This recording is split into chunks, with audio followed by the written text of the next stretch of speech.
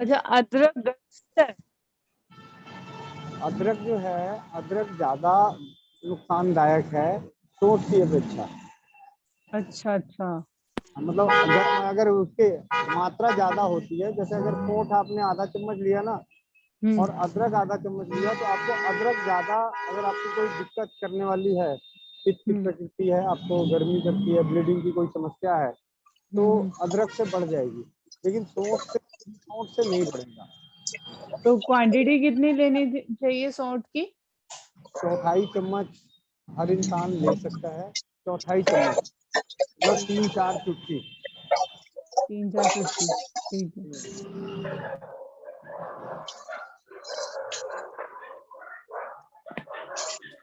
तो जिनको ब्लॉटिंग की समस्या हो या गैस्ट्रिक का हो, कोलाइटिस, तो हाँ, गैस। वंदे मातरम भैया। हेलो। धन्यवाद मातरम दीदी। हाँ, तो वो क्या अदरक खाए तो उसको नुकसान करता है? देखिए, अदरक तो उनको नुकसान करता है जिनको ब्लीडिंग की कहीं कोई समस्या है। पर क्या? इंटरनल ब्लीडिंग ही हुई है ना, कोलिटाइसिस जो होता है गैस्ट्रिक का। हाँ, तो उसमें क्या है, हम अदरक की जगह पे अगर सोंठ इस्तेमाल करते हैं तो जख्म को भरने का काम करता है। अब अच्छा। अदरक को बहुत ही कम जगहों पे अदरक का इस्तेमाल हम सबसे ज्यादा हम करते हैं बच्चों के लिए। छोटे बच्चे जिनको ब्लीडिंग का केस होता ही नहीं है, और उसमें भी अदरक को संतुलित करने के लिए फिर शहद मिला दिया जाता है। पर किसी का लीवर का सूजन कम करना हो तो? लीवर के सूजन कम करने के लिए, अब देखिए यहीं पे आ जाता है कि अदरक के सेवन से आप लीवर ठीक उतना अच्छा नहीं कर सकते, जबकि सोंठ के सेवन से लीवर ठीक कर सकते हैं। लेकिन अच्छा। वहां पे जो सोंठ का सेवन है वो आपको नींबू के साथ करना पड़ेगा, नमक के साथ करना पड़ेगा। तो ये बहुत ही कई जगहों पे मैंने शुरू में ही जब इस लाइन में आया था तब कई बार मैंने पढ़ा था। मतलब हकीकत बता रहा हूँ कि मैंने कोई हम लोग कोई पेट से नहीं आए हैं, मतलब सारी चीजें। तो मैंने एक जगह पढ़ा कि नींबू को रात को 2 टुकड़े करें, उसके फिर 4 टुकड़े करें, एक टुकड़े में नमक, एक टुकड़े में फिर ये मिश्री, एक टुकड़े में सौंठ का पाउडर और एक टुकड़े में काली मिर्च। 4 हैं, नमक, मिश्री, काली मिर्च और सौंठ। इनको रात को रख दे छिड़क के, और सुबह उसको गर्म करके चूसने से लीवर की समस्या खत्म होती है। मतलब आप फैटी लीवर जिसको कह सकते हो, सबसे साधारण। तो जब मैं पहली बार इसको सुना था तो मेरे पास जो स्वस्थ भारत में आया तो मैंने उनको बताया, मैंने कहा चलो पढ़ा हुआ है, किताब में है। और उस बीच में हमने कई बार हमने देखा है कि हम नमक और नींबू लेते हैं तो भूख जगती है। लीवर में जब कोई तकलीफ होती है तो हमारी सबसे ज्यादा जो दिक्कत आती है, भूख मरती है, मतलब अच्छा। भूख नहीं लगती। लीवर में जब भी ओके। दिक्कत आएगी तो जो इसका मेन सिम्टम है, सबसे मुख्य लक्षण, वो आपकी भूख मरेगी, भूख नहीं लगेगी। अच्छा। तो उस वक्त हमने इस प्रयोग को पहली बार जब मैंने कराया तो काफी अच्छे परिणाम रहे। उन्होंने दूसरे दिन ही बोला कि मुझे भूख भी लग रही है, पेट में वो अच्छा लग रहा है, वोमिटिंग सेंसेशन था वो खत्म हो रहा है। इस प्रयोग को सबसे साधारण माना जाता है और सबसे कारगर है, किसी कोई नुकसान नहीं है। और पर उनको तो भूख लग है रही है क्या? भैया। हाँ जी। भूख तो लग रही है, लगता है खाते हैं। तो हमारा लीवर सही काम नहीं कर रहा है, इसका सबसे अच्छा यही है। अगर उसके बाद अगर कोई कहता है लीवर में दिक्कत है, तो भैया मान ही नहीं सकते कि आपकी मशीन, मतलब हम जनरल भाषा में बात कहते हैं कि हमारे यहाँ मतलब दादी नानी परंपराओं वाली बात। मैं किसी अच्छा। शास्त्र का नहीं और किसी विज्ञान की बात नहीं करता। ओके। वहां पे कहा जाता है कि अगर आपको भूख भूख मर चुकी है, भूख नहीं लगती है, ठीक है, और आपको उल्टी जैसा मन रहता है, वोमिटिंग से कुछ खाते हैं उल्टी जैसा मन हो जाता है, ताकत कम हो रही है, शरीर पे पीलापन आ रहा है, ये मतलब ये आगे का स्टेज है। लेकिन शुरुआत की स्टेज की बात करें तो लीवर में हमारा फैटी लीवर रोज होता है, रोज ठीक होता है। आपको ईमानदारी से बता दूं, हर इंसान रोज हाई बीपी का मरीज बनता है एक पल में हाई बीपी का मरीज बनता है और एक पल में नॉर्मल हो जाता है। बस फर्क ये है कि जिस पल जांच करा लिया उस पल आपको सर्टिफिकेट मिल गया और अपने उसी दिन से मान लिए। हाँ इसी सर। तरीके से लीवर के साथ है। ओके। मतलब मैं परंपराओं के साथ जीना चाहता हूँ, क्योंकि परंपराएं बहुत ही सरल तरीके से जीना सिखाई है। नहीं तो भैया उसमें ये मस्त जो रहो। बात कर रहे हैं ना आप, तो वहाँ पे ऐसा बताया उनको भूख तो लग रही है, हाँ और जी। जैसे भूख तो लग रही है, पर वैसे बताया कि जो दवाई दी है आयुर्वेदिक ही है, तो उन्होंने बताया कि लीवर पे शायद वो है सूजन। लीवर में सूजन है तो लीवर की दवाइयाँ चल रही है। अब मैं आपको एक छोटी सी बात बताऊं, ऐसा हम लोग इस चीज को क्यों भूल जाते हैं। मैं कई लोगों से बात करता हूँ, आज भी मेरे से अंत में मुझे थोड़ा सा नाराज होना पड़ जाता है। उदाहरण से बताता हूँ, मेरे पास फोन आया, किडनी फेल है जी। ओह। मैंने कहा जी तकलीफ बताओ। क्रिएटिनिन ज्यादा आ रही। मैंने कहा जी तकलीफ बताओ, शारीरिक तकलीफ बताओ। क्योंकि आज आपने रिपोर्ट पे पकड़ के बैठे हो कि मेरा क्रिएटिनिन ज्यादा हो गया है? लेकिन जब मैं उनसे पूछता हूँ, अभी एक और फोन आया, भैया मुझे सोराइसिस हो गया। मैं कहा तकलीफ बताओ भैया। अगर सिर्फ सोराइसिस कहने से इलाज अगर आपको मिल जाता है, सोराइसिस कहने से, तो फिर आप क्यों डॉक्टर के पास जाते हो? जब आप जाते हो तो डॉक्टर के पास जाते हो, उस वक्त किसी को क्यों नहीं भेज देते कि जा भाई वहाँ बोल दियो सोराइसिस है और डॉक्टर से दवाई ले आ जा। तकलीफ हम जब जाते हैं ना डॉक्टर के पास, तो हम सबसे पहले आप मान के चलो कि एक साधारण सी भाषा में मेरे पेट में दर्द हुआ, डॉक्टर के पास गया, डॉक्टर आपसे सबसे पहले क्या पूछता है? आपकी उम्र कितनी है? देखने में तो पता चल जाता है, मेल फीमेल वो नहीं पूछता, ठीक है। उम्र कितनी है, आपका वजन अंदाजा लग गया तो ठीक है, नहीं तो पूछ लेता है आपको तकलीफ क्या है। अगर उस वक्त वो सामने वाला अगर डॉक्टर को ये बोले कि मेरा लीवर खराब है, मेरा लीवर खराब है, तो डॉक्टर उसको 4 थप्पड़ उसी वक्त मारेगा। ईमानदारी से बता रहा हूँ, मेरे जैसा रहेगा तो भाई तुम्हें तकलीफ, तुम आए हॉस्पिटल किस लिए आए हो? तुम्हारे पेट में दर्द हुआ था तो पेट का दर्द बोलोगे ना कि मेरे पेट में दर्द हो रहा है, मेरे पेट में मरोड़ लग रही है, मेरे को उल्टी जैसा मन हो रहा है, मेरे को नींद नहीं आती। ये बातें हमसे जब बात होती है ना, तो हमें सीधे रोग का सर्टिफिकेट का नाम दे देते हैं, जैसे लग रहा है हम तो अंतर्यामी बैठे पड़े हैं। मतलब ये साधारण सी बात बता रहा हूँ, जो हमें इस काम को बढ़ाने में जो सबसे ज्यादा दिक्कत आती है। जो आपको तकलीफ हुई थी उस तकलीफ को तो भूल ही जाते हैं, है ना। और मैं कहता हूँ कि अगर तकलीफ, मैं अपने ऊपर उदाहरण लेके बताता हूँ। मैं परसों धीरज भाई से मेरी बात हो रही थी, सुबह फोन आया था तो ऐसी बात हुई। मैंने कहा धीरज भाई आपको एक छोटी सी बात बताऊं, आज मेरा बायां हाथ पूरा ठंडा है और कलाई से नीचे असहनीय दर्द है, मोटरसाइकिल का क्लच नहीं दबाया जा रहा है, ठीक है। अरे भैया क्या लोगे, क्या ले? मैंने देता हूँ। अब मैंने अपने अंदर में क्या है कि मैंने इसको दर्द के रूप में ही ले लिया।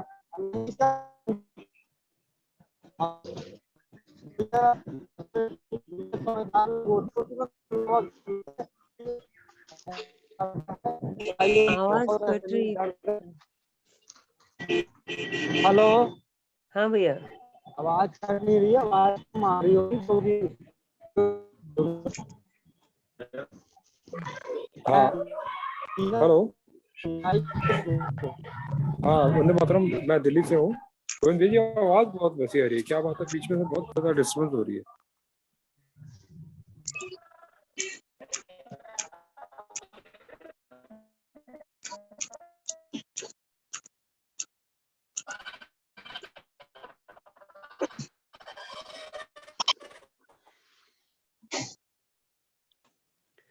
मैं वो एक बेसिक क्वेश्चन पूछना चाहूँ तो मैं वो अभी आगे की क्लास में पूछने वाली थी, मैं पूछ सकती हूँ यहाँ पे? हाँ जी, पूछिए। नमस्ते। जी बहुत अच्छी बात बता रहे थे, लेकिन हाँ, तो मैं ये पूछना चाहती हूँ कि जो भी पैथी है वो तो है बेस्ड ऑन साइंस। तो एक पैथी जब हम जाते हैं तो वो लोग ऐसा कहते हैं कि आप ठीक नहीं हो सकते, आपको ज़िंदगी भर दवाई खानी है। एक पैथी कहती है कि आप ठीक हो सकते हो आपको। तो मुझे ये समझ में नहीं आता है कि साइंस तो एक ही रहना चाहिए, बेस तो एक ही रहना चाहिए। ये चेंज क्यों हो जाता है? दीदी देखिए, जो मैं समझाऊं, जो मैं समझा पाऊंगा वो जरूर बोलूंगा। बाकी अगर कुछ त्रुटि रहेगा तो क्षमा भी कीजिएगा, और अगले सत्र में, कल का जो सत्र हम वैसे बताएंगे। देखिए दीदी, कोई भी विज्ञान है, कोई भी चीजें हैं, वो कहीं न कहीं किसी न किसी सिद्धांत या थ्योरी पर आधारित होता है। कोई भी सिद्धांत है, कोई भी चीजें हैं, मान लिया चिकित्सा पद्धति की बात करें, वो उसके पीछे कहीं न कहीं सिद्धांत होगा, तभी जो है कि वो चीजें काम करेगा। हर चीज के पीछे सिद्धांत होता है। जैसे वैद्य जी ने सत्र में बता रहे थे कि आयुर्वेद जैसे है, वात और पित्त और कफ, ये तीन चीज आयुर्वेद के सिद्धांत है और पिलर है इसकी। मतलब कि जैसे कोई घर है, तो घर में अगर घर का पिलर ना हो तो घर गिर सकता है। इस तरह आयुर्वेद में वात पित्त और कफ, ये तीन जो दोष हैं, वात पित्त कफ, इसको बाई जी ने धातु भी बताया था, आपने सुना होगा। तो ये तीन हाँ। चीजें सिद्धांत है। हर चीज के पीछे सिद्धांत होता है, और यह जो सिद्धांत है आयुर्वेद, यह सृष्टि के आदिकाल से और सृष्टि बनने की प्रक्रिया से प्रारंभ हो जाती है। आयुर्वेद का भी निर्माण जब वेद आरंभ होता है तो उसी से सब चीजें होती है। तो ये जो सिद्धांत जो निकल के आते हैं, क्योंकि देखिए वेद को ईश्वरीय माना जाता है, वेद ईश्वरीय हैं, और वेद से ही, अथर्ववेद से आयुर्वेद का उद्गम माना जाता है। तो अब देखिए, यह सृष्टि बनता है, तो सृष्टि बनने के बाद सृष्टि के लिए ईश्वर ने मनुष्य को वेद के ज्ञान विज्ञान को समझने के लिए भेजते हैं। उसी हिसाब से जब जीव का जीवन मिलता है, मनुष्य का जन्म होता है, तो अगर वो कभी हमेशा निरोगी रहे, रोग मुक्त रहे, ईश्वर ने उस शरीर को स्वस्थ रखने के नियम के लिए आयुर्वेद भी दिया। और क्योंकि पूर्ण साइंस के रूप में, पूर्ण विज्ञान के तर्क पर आयुर्वेद ही उतरेगा, क्योंकि वो ईश्वर का ज्ञान और विज्ञान है आयुर्वेद। हम इंसानों ने नहीं बनाया आयुर्वेद को, हम इंसानों ने आयुर्वेद को खोजा है, लेकिन बनाया ईश्वर ने है। ये ज्ञान ईश्वर ने दिया है। तो इस ज्ञान विज्ञान से, क्योंकि हमारा शरीर भी ईश्वरीय है, ईश्वर ने हमें प्रदान किया है, तो और ईश्वर का प्रदान किया हुआ ही कोई दवाई हमें पूरी तरह से स्वस्थ कर सकता है। वह दवाई आयुर्वेद में है, वह दवाई हमारी जड़ी बूटियां हैं। तो इसमें सिद्धांत है हमारे शरीर को, दोष को समझना, धातु को समझना, मल को समझना, जो वैद्य जी बताए थे। तो वो एक सिद्धांत है, ये पूर्णतः हमारे शरीर के साथ मेल खाता है आयुर्वेद। अन्य पैथी जैसे एलोपैथिक नहीं खाता, क्योंकि इनकी दवा इनऑर्गेनिक है, मतलब कि केमिकल वाली है, आर्टिफिशियल केमिकल वाली सारी दवाइयाँ होती है। हमारा शरीर नेचुरल है, तो जब वो आर्टिफिशियल दवाई हमारे शरीर में जाता है तो हमारे शरीर के सिद्धांत के हिसाब से नहीं बैठता, झगड़ा हो जाता है, इसीलिए वो साइड इफेक्ट दिखाता है। लेकिन आयुर्वेद की दवाइयाँ हमारे शरीर के साथ, सिद्धांत के साथ मैच कर जाता है, मिल जाता है, क्योंकि दोनों भाई है। ईश्वर ने शरीर को बनाया है, ईश्वर ने दवा भी बनाया है, दोनों मैच करता है। लेकिन यहाँ पे क्या होता है, यहाँ पे क्या होता है कि, हाँ जी, यहाँ पे क्या होता है कि हमारा शरीर प्राकृतिक है, लेकिन हम दवा के रूप में आर्टिफिशियल लेते हैं, तो दोनों का मेल नहीं खाता, दोनों का तीसा अलग है, दोनों का प्रकृति अलग है, इसीलिए दिक्कतें आती है हमें। तो हर चीज के पीछे सिद्धांत है दीदी, और आयुर्वेद का सिद्धांत ही हमारे लिए सर्वोपरि होगा, और वही हमें स्वस्थ रख सकता है। हेम्योपैथ का जो सिद्धांत है, मैंने जो हेम्योपैथ के ग्रंथ में पढ़ा था, वो आयुर्वेद के सिद्धांत पर ही काम करता है। नहीं, विधान मैं है वो ये कहते हैं, आपकी हाँ। बात सही है भैया, मैं तो ये बता रही हूँ, मतलब मैं क्वेश्चन तो बोल रही हूँ, मैं ये उन पे क्वेश्चन कर भी रही हूँ कि उनका अगर मोटिव, अगर किसी का दुख दर्द कम करना या उसका रोग का निवारण करना होता हम्म, बेस में, क्योंकि ये एक बोलता है कि नहीं होता, एक बोलता है बिल्कुल, क्योंकि कभी भी एलोपैथिक में आपने नहीं देखा होगा कि कोई भी डॉक्टर आपको ये बोलेगा कि दिस इज क्योरेबल। वो ये बोलता है कि आपको मेडिसिन लेनी पड़ेगी तो आप ठीक रहोगे, पता नहीं कब तक। देखिए दीदी, वो नहीं बोल सकते दिस इज क्योरेबल, लेकिन हम बोल सकते हैं this is curable, it is curable. बिल्कुल ठीक हो सकता है। राजीव दीक्षित ने कहा था, ऐसी कोई समस्या नहीं जिसका कोई समाधान नहीं है, हर समस्या का समाधान है, बस उसको ढूंढने की जरूरत है। हाँ, पर हर उन्होंने इतना समस्याओं का फैला रखा समाधान। है अपना, उन्होंने इतना फैला रखा है अपना कि मतलब क्या बोले हम्म। अपने जी जी जी। सही बोल रहे क्योंकि हैं लोग एक सब लोग। मिनट, क्योंकि एलोपैथी वालों के पास रीजन नहीं है कि कोई भी प्रॉब्लम किस वजह से होती है, क्यों होती है। और नहीं है। आयुर्वेद में इस सब का पूरा दिया हुआ है कि किस वजह से क्या बीमारी है, तो इसलिए वो 100% श्योरिटी है कि वो ठीक होता है, और एलोपैथ लेते रहिए आप, इतना टाइम लेते रहिए, एक के साथ 10 वो बीमारियां और हो कॉज में जाएंगी। नहीं जाती दीदी, कॉज जो होता है ना उसका उसमें नहीं जाती, ऊपर ऊपर से बस आपको दवाई एक्चुअली माइंड पावर का जो मिलन है ना वहाँ पे उसको कम कर देती है बस। तो आपको माइंड को, ब्रेन को नहीं मिलता, संदेश ही नहीं मिलता है कि आपको कोई प्रॉब्लम हो रहा है, ऐसा जो मैं बस समझी हूँ अभी तक। देखना बैठ के कौन सा ये देखो एलोपैथ मैं जितना फाइंड आउट कर चुकी हूँ ना लास्ट 2 ईयर से, अ, भरोसा उठ चुका है डॉक्टर से, और चाहे वो सही है, गवर्नमेंट हो चाहे वो सही प्राइवेट हो। है। अब तो बस लोग गोविंद भैया ही हैं जो भी है। सही है। वही सब है बस। मैं बहुत सही अब सही है। क्योंकि खुद देख चुके हैं ना सब, तो इसलिए अब समझ लीजिए टोटली बिलीव उठ चुका है एलोपैथ से, तो मतलब देखना ही सही नहीं, है। उस साइड तो जाना ही नहीं है। और उनके पास ये कोई तो आप क्योरेबल बिल्कुल कुछ सही भी कह रहे क्योरेबल हैं। नहीं है मैम। अगर वो हाई बीपी भी बोलते हैं ना तो भी नहीं है कुछ भी। वो ऐसे ही, मतलब मैंने आज तक पहले तो इतना डॉक्टर को एकदम डेप्थ में पहचानने का मौका नहीं मिला था, पर अभी अभी तो पता चलता है उनके पास कुछ भी रीजन का कोई सोल्यूशन ही नहीं नहीं है। है और इतना पैनिक कर देते हैं ना कि सही आप है उससे समझ पूरा। नहीं सकते कि आपको क्या करना है क्या नहीं, मतलब इतना पैनिक कर देते हैं ना वो लोग कि आप, मतलब क्या कहूँ, मैं खुद फेस कर चुकी हूँ। तो इसलिए अब मैं मैं तो भी कर किसी को नहीं जाने दूंगी, मेरे अंडर जितने भी हैं मेरे साथ नहीं, में वो लोग फ्रेंड्स, तो उसकी इंस्ट्रूमेंट जो दिखाते हैं ना वो देख के ही लोग डर जाते हैं।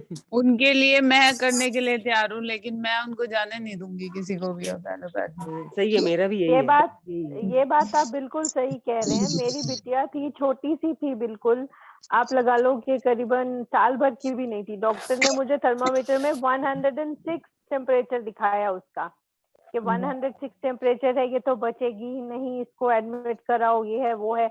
बहुत मुश्किल से हम वहां से निकाल के लाए थे बिटिया को, और दूसरी जगह दिखाया, वो एक ही दिन में ठीक हो गई। और उन्होंने मुझे इंस्ट्रूमेंट में 106 टेम्परेचर दिखाया, लगभग 8 महीने की रही होगी।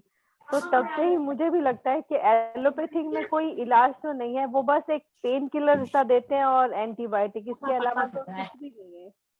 बस एज अ लेकिन कस्टमर मतलब इतना आप उनके पैनिक कर देते हैं वो, सच में ये बात तो बिल्कुल सही है। मेरी बिटिया को अभी पीछे स्किन एलर्जी थी, मुझे पता नहीं क्या था, मैंने सारे स्किन स्पेशलिस्ट दिखा लिए, कोई कहता है सोराइसिस, कोई कहता है एक्जिमा, लेकिन ठीक नहीं हुआ। वो 2-2.5 साल हो गए थे। फिर अभी थोड़े दिन पहले मुझे गोविंद भैया से कांटेक्ट में आई मैं, उन्होंने जो भी इलाज बताया, होम्योपैथिक की दवाई थी और कुछ लेप्स वगैरह थे। अब वो 80% से भी ज्यादा सही है, मतलब थोड़ा सा रह गया है, बाकी उसका पूरा पैर क्लीन हो गया है। वरना और 18 इयर्स की है मेरी गुड़िया, इतनी टेंशन हो गई थी मुझे। एलोपैथी में स्किन डिसऑर्डर का तो मुझे नहीं लगता कि कोई इलाज होगा। नहीं मैम, एक्चुअली ये ये तो बहुत ठीक है, अच्छा ठीक। है। ये तो एक टेंशन फ्री ठीक हुई आपकी बेटी, मतलब जो गोविंद भैया ने बताया। हमारा भी यही है। बिल्कुल मैं आपको बिल्कुल। बोलूं, डॉक्टर के पास वो है ना एकदम पैनिक जो कहते हैं ना, उससे आधे इंसान वैसे ही डर जाते हैं। Exactly exactly. उस पेशेंट को, मतलब वो उसके ये रिलेटिव को कह इतना देंगे कि डरा आप, देते हैं वो हाँ, लोग। और एक डॉक्टर ने तो इसको स्टेरॉइड का इंजेक्शन दे दिया तो वो ज्यादा हो गया। एक बार तो लगा कि बिल्कुल कम हो गया, दोबारा जब हुआ तो और ज्यादा हुआ उसको स्किन प्रॉब्लम। जी, हमारे एक रिलेटिव को भी यही था, तो सही, स्टेरॉइड का इंजेक्शन दिया था। हैट्स ऑफ टू गोविंद भैया। और मतलब मैं सेम हियर। पहले से ही थोड़ा सा एलोपैथिक के एंटी थी, और अब तो बिल्कुल ही हो गई हूँ। I also really want to help others, के मुझे भी मन करता है कि मैं दूसरों को करूं। जैसे आप कह रहे थे ना डॉक्टर के पास ना जाने दें, सच में प्राइवेट और गवर्नमेंट दोनों में यही हाल है आजकल, सच में। हाँ सही है।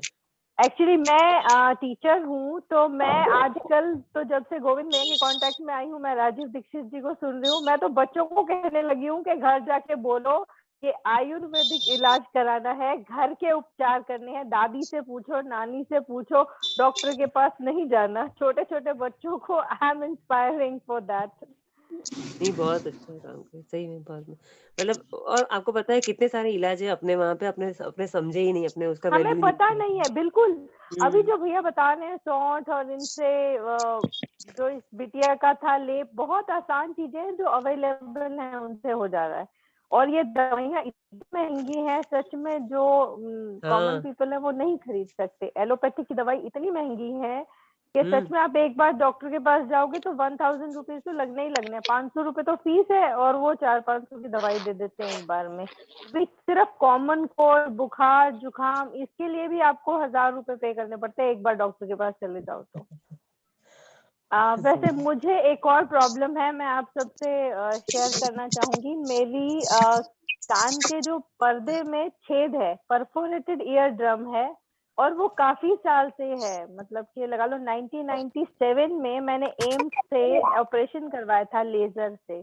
तो अब भी वो बीच बीच में थोड़ा ठीक हो जाता है, बीच बीच में वहां से कान में से डिस्चार्ज होना शुरू हो जाता है, जैसे नाक में से बहता है वैसे कान में से बहना शुरू हो जाता है। तो एंटीबायोटिक ले लेती थी मैं, जैसे 6 महीने में, साल में एंटीबायोटिक ले लिया, 5-7 दिन, फिर ठीक हो गया, फिर शुरू हो गया, इस तरह से चलता जा रहा था। तो अभी भी मेरे को वो प्रॉब्लम परसिस्ट है, अभी भी मेरे कान से डिस्चार्ज हो रहा है। डॉक्टर के पास जाओ तो वो यही डराते हैं कि ऑपरेशन ही लास्ट इलाज और कुछ नहीं है। ऑपरेशन पे से तो मेरा विश्वास हट चुका है, क्योंकि एक बार मैं करवा चुकी हूँ। कई बार मुझे इस चीज को लेके बहुत टेंशन हो जाती है, तो मुझे इसका इलाज बताएं प्लीज। दीपक भाई बता दो अगर आप सुन रहे हो तो। हाँ जी, हाँ जी। दीदी कितना समय हो गया? मुझे भैया मुझे 20 साल से ज्यादा हो गए कान में दिक्कत हुए, लेकिन मुझे मैं बता रही हूँ कि मैं जैसे 3-4 महीने में मौसम बदलता है, जुकाम होता है, तो कान से टप टप टप पानी बहना शुरू हो जाता है। मैं एंटीबायोटिक खाती हूँ 4-5 दिन, फिर वो थोड़ा ठीक हो जाता है, इसी हिसाब से चल रहा है। अब मेरे को इरिटेशन ज्यादा हो गई है। पीछे मैंने वो कान में भैया से बात हुई थी, मैंने थोड़ा तेल वगैरह भी डाला था, पर वो आराम है नहीं अभी भी स्टिल नाउ डिस्चार्ज है कान में से। अच्छा, कान से क्या मवाद जैसी कुछ निकलता रहता है क्या हमेशा? नहीं, मवाद नहीं, जैसे नाक से निकलता है ना, नोजी टाइप पे लगा लो कभी, और कभी पानी ही, जैसे पानी येलो नहीं है, मवाद का कलर नहीं है, बहुत लाइट कलर का है। भैया ने क्या कोई तेल बताया था आपको क्या हाँ बना जी, के? भैया ने तेल बताया था, सरसों के तेल में अजवाइन, तुलसी और नीम का वो जला के और उसको डालना। ठीक है। ये जो दीदी तेल है ना, ये बहुत अच्छा काम करता है। देखिए, घरेलू जो औषधि होती है ना, काम बहुत हाँ अच्छा जी, करता है। और कभी कभी अगर दी कोई बीमारी क्रोनिक हो, थोड़ा पुराना हो, ठीक है, थोड़ा गंभीर हो, थोड़ा बेचारा को समय लगता है, मतलब घरेलू औषधि को कभी कभी समय लग जाता है, लेकिन यह लाभ जरूर करता है। नुकसान तो कुछ नहीं करेगा, लेकिन लाभ जरूर करेगा। तो जैसे सरसों के तेल में आपने लहसुन डाला होगा, मेथी भी हाँ डालिए, जी, अजवाइन भी लहसुन डालिए। में, हाँ, हाँ वो मेथी डालिए, तुलसी के अजवाइन पत्ते, डालिए। हाँ, अजवाइन, हाँ जी, ये हाँ, डाला था मैंने। हाँ, अजवाइन भी डालिए। और समय मिले तो 1 चुटकी से 2 चुटकी हल्दी का पाउडर भी डालिए इसमें, ठीक है? क्योंकि ठीक है, कभी हाँ जी। कभी हाँ, इन्फेक्शन भी होते हैं, तो हल्दी इन्फेक्शन में काम आएगा, दर्द हो तो दर्द में काम आएगा। जैसे 1 कप तेल लिया मान लीजिए आपने, तो उसमें आधा चम्मच मेथी डालिए, आधा चम्मच अजवाइन डालिए, 5-6 तुलसी के 5-6 नीम के पत्ते डालिए, ठीक है? थोड़ा सा इसमें फिटकरी डाल सकते हैं, चने के दाने के बराबर, 1 चने 2 चने के दाने के बराबर, 1 चने के बराबर काफी है, 1 चने के बराबर फिटकरी ठीक डाल है, सकते हैं, 1 चुटकी के आसपास हल्दी डाल सकते हैं। इसको डाल के पकाना है, तेल सिद्ध हो जाता है, इसको रख के लगाइए। कान में 2-2 बूंद सुबह शाम नियमित तौर पे डालते रहिए। और थोड़ा सा दालचीनी और सौंठ, चौथाई चम्मच दालचीनी और लगभग चौथाई चम्मच के आसपास सौंठ भी, दोनों को मिला के शहद के साथ सेवन किया करें सुबह और शाम। और वैसे आयुर्वेद में एक तेल आता है, क्षार तेल, ठीक है, बनी बनाई तेल आती है आयुर्वेद में, वह उस तेल से, क्षार तेल, या एक आती है बिल्व तेल, वो बेल से बनता है, उसका नाम है बिल्व तेल या तो क्षार तेल। यह दोनों में से कोई भी एक तेल लेके, इस तेल की भी 2-2 बूंद कान में अगर दी लंबे समय तक डाला जाए, तो कान के छेद जो पर्दे फट जाते हैं, कान के पर्दों में जो दिक्कत आ जाती है, उसमें बहुत अच्छा लाभ मिलता है। तो इस तेल को डाल सकते हैं, बहुत अच्छा रहता है। तो दोनों दोनों डाल लो, जो बनाया हुआ तेल है वो भी और नहीं नहीं, ये भी, कोई भी एक एक टाइम लीजिए, ये मान एक लीजिए, टाइम वो। नहीं नहीं, कोई भी एक कर लीजिए। बाकी इच्छा करे तो मान ले जाए कि आप मान ले सुबह, मान ले जाए एक बार सुबह, मान ले जाए आयुर्वेद की तेल डाल दो, ठीक है? हाँ, हाँ जी, उसके बाद आपको इच्छा करता है कि मान लीजिए सुबह में आपने घरेलू तेल डाल लिया, एक बार दोपहर में इच्छा करे तो एक ये 2 बूंद ये तेल डाल लो आयुर्वेद की, कोई दिक्कत नहीं है। या नहीं तो अगर यदि घरेलू आपने काफी दिन किया, मान लीजिए लाभ नहीं दिख रहा उतना अच्छा, तो उसको बंद करके आयुर्वेद की तेल चालू कर लीजिएगा, कोई दिक्कत नहीं है। बाकी और भी उसको जब चीजें मैं हैं। डालती हूँ ना, तेल डालती हूँ, तो कान से बड़ा वो पट पट पट आवाज आती है। वो डॉक्टर का कहना है कि पर्दा पीछे चिपक गया है। वो डॉक्टर ने बहुत कुछ कहता है, वो आपने देखने नहीं गया हाँ, क्या? वो तो नहीं, उनका तो वही तो कह रही हूँ, उनको कह के तो दिमाग में मेरे हाँ, प्रॉब्लम हो गया कि आपको पता नहीं क्या क्या बताया, और दिमाग में दूसरे, इन्फेक्शन चला हाँ जाएगा, दीदी, आपको सुनाई नहीं देगा, हाँ आपको वो क्या वर्टाइगो हो जाएगा। वर्टाइगो होता है कि आप स्ट्रेट चल नहीं पाते हैं। हम्म। उन्होंने तो बहुत ज्यादा डरा रखा है मेरे को, इसलिए मेरे को दहशत हो जाती कई बार। अगर दीदी जैसे एक मेरी काम करो आप, आपने नॉर्मल दहशत हो जाती। एक काम करो, ये कब से है, मतलब कान में दर्द होता है ना सिर्फ? नहीं, दर्द नहीं है मुझे, दर्द जरा भी नहीं है, सिर्फ डिस्चार्ज है, कान में से पानी बहता है, तब जब ज्यादा जुकाम हो जाए, मौसम बदले, तब हाँ ज्यादा हाँ हाँ। प्रॉब्लम होती है। हाँ, तो इसीलिए अच्छा अच्छा। बोला दीदी ना, साथ में आप दालचीनी और शॉट का भी सेवन किया करें शहद से। ठीक है, ठीक है हाँ, भैया। आप रहते कहाँ हो, दिल्ली में ही रहते हो या कहीं? रोहतक, रोहतक, रोहतक, ठीक रोहतक है। से हूँ भैया। हाँ जी। ठीक है ठीक है। एक तो दीपक भाई ये तेल के नाम दोबारा बताना, किसी ने चैट में बोला है। चार बिल्व तेल तेल, और? मैं लिख देता हूँ, क्या मैं तेल लिख देता है? हूँ। दो तरह का तेल आती है, छाछ तेल बिल्व और तेल बिल्व अच्छी तेल। कंपनी का मिलेगा तो बहुत अच्छा काम करता है, ये कान के पर्दे को ठीक करने में काम आता है। बता दो तेल, कौन कौन सी कंपनी है, कंपनी का नाम बता दो। अब देख लेना, दूध पापेश्वर नाम की कंपनी आती है, ऊंझा की आती है, ना मिले तो वैद्यनाथ का। ये पहले दूध पापेश्वर है ऊंझा का कोशिश कीजिएगा लेने का, मैं यहाँ पे मिल चैट जाएगा। में ब्रांड्स के नाम लिख रहा हूँ, ठीक है, आप ट्राई कर सकते हैं। और एक और चीज मैं ब्रांड के नाम इंग्लिश में लिख देता हूँ ताकि उसको आप गूगल करने में इजी रहे आपको, ठीक है। और एक और चीज हाँ है हाँ। कि एक और काम आप कर सकते हो कि ना, रोहतक में आप ढूंढो कहाँ पे, जो वो लाल टोपी वाले नहीं होते जो कान साफ करते हैं, वो आप उनसे आप कान साफ करा के देखो एक बार। अच्छा। हाँ, क्योंकि होता क्या है, मैं आपको अपना बता देता हूँ पर्सनल एक्सपीरियंस। मैं कैब हाँ में जी। जाता था वर्क फ्रॉम होम से पहले, भी तो वर्क फ्रॉम होम है, तो मैं ईयरबड वाले जो हेडफोन होते हैं ना, जो अंदर को रबड़ वाले होते हैं, वो यूज करता था हाँ बहुत जी। हाँ ज्यादा। जी। और मैं एक्चुअली झूठ नहीं बोल रहा, 24 मतलब मतलब जब भी मैं उठा हुआ हूँ, सो नहीं रहा हूँ, बाकी टाइम मेरे हेडफोन कोई ना कोई लगे ही रहते हैं, चाहे कान में लगे हो चाहे दूसरे हेडफोन हो।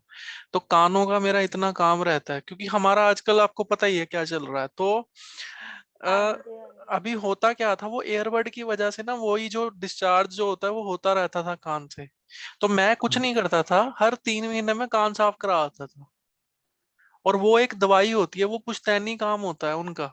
वो एक एक तेल होता है उनके पास, वो डाल देते हैं, फिर उसके बाद 3 महीने 4 महीने दिक्कत ही नहीं आती कोई।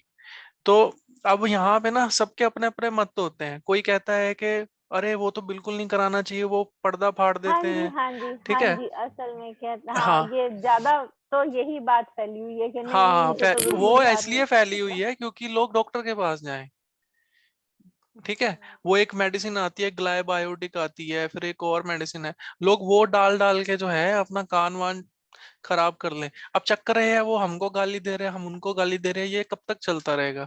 मिलके काम कर लेते हैं। बेस्ट ये है, एक बार पहले आप कान साफ करा के देखो, फिर देखो कि आपको 1-2 महीने सही रहता है कि नहीं। अगर सही रहता है तो साल में 4 बार करा लो, सिंपल।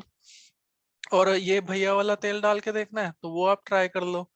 अ, तेल का नाम फिर से बताना, क्या नाम है बिल्व दीपक भाई? बिल्व तेल और क्षार तेल, क्षार बिल्व तेल तेल, और बिल्व तेल। मार्टिन है, हाँ जी। दीपक भाई आप चैट में लिख दो हिंदी में मैंने लिख एक दिया बार। है। हाँ, मैं लिख दिया हूँ। ये लिख तेल, दिया बिल्व है। तेल हाँ बनाने की विधि भी होती है, लेकिन लोग बना नहीं पाते क्योंकि उसमें बहुत सारी चीजें लगती है। शायद इसमें बकरी का भी दूध या मूत्र लगता है, इसमें कुछ विधियां हैं, लेकिन ये सारी जो गांव में है तेल घर में भी बना सकता है, और तेल घर में बना ले तो सबसे ज्यादा लाभकारी होता है।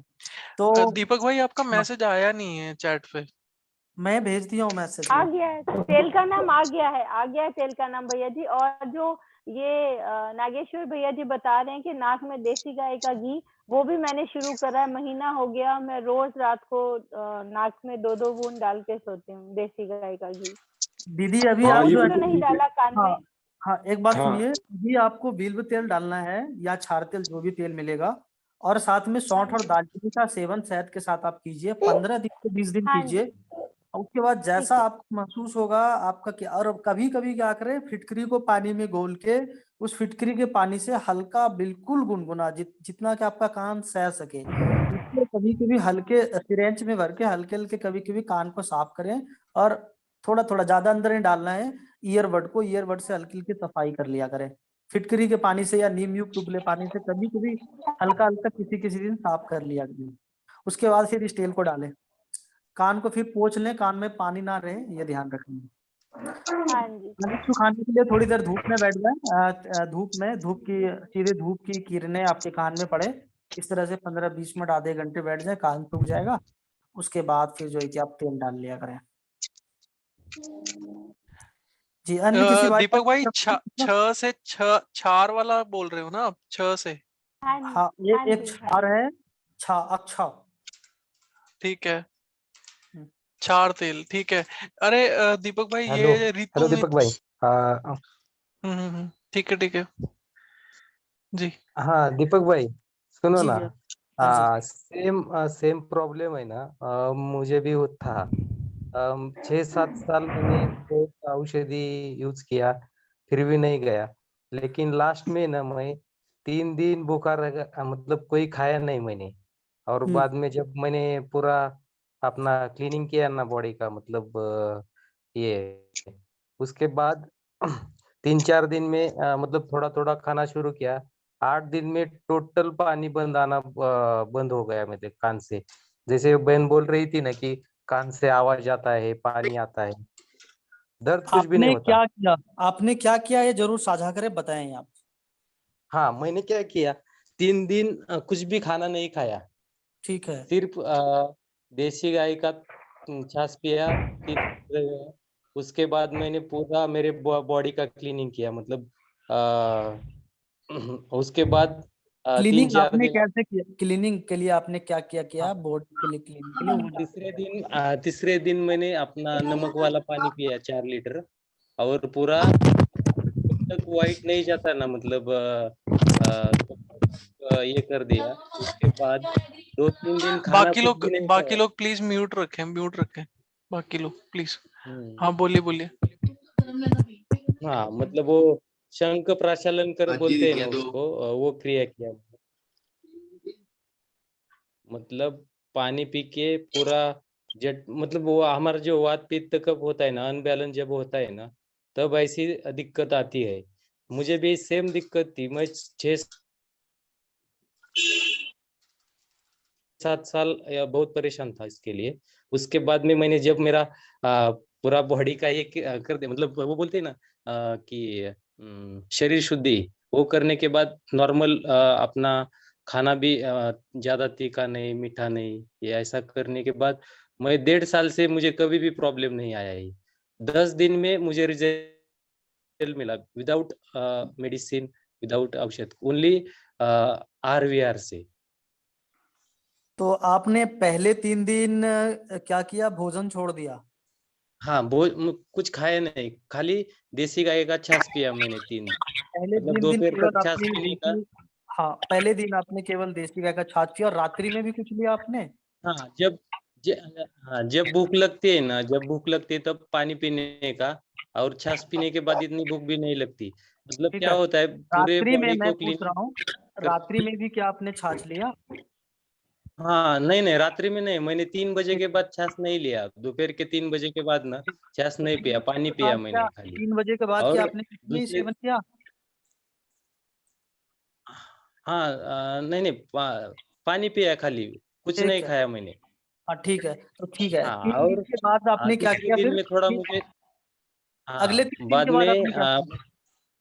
अगले 3 दिन के बाद चौथे दिन सुबह 3 लीटर पानी पिया, अपना नमक, सेंधा नमक डाल के पानी पिया, को नॉर्मल गरम करके।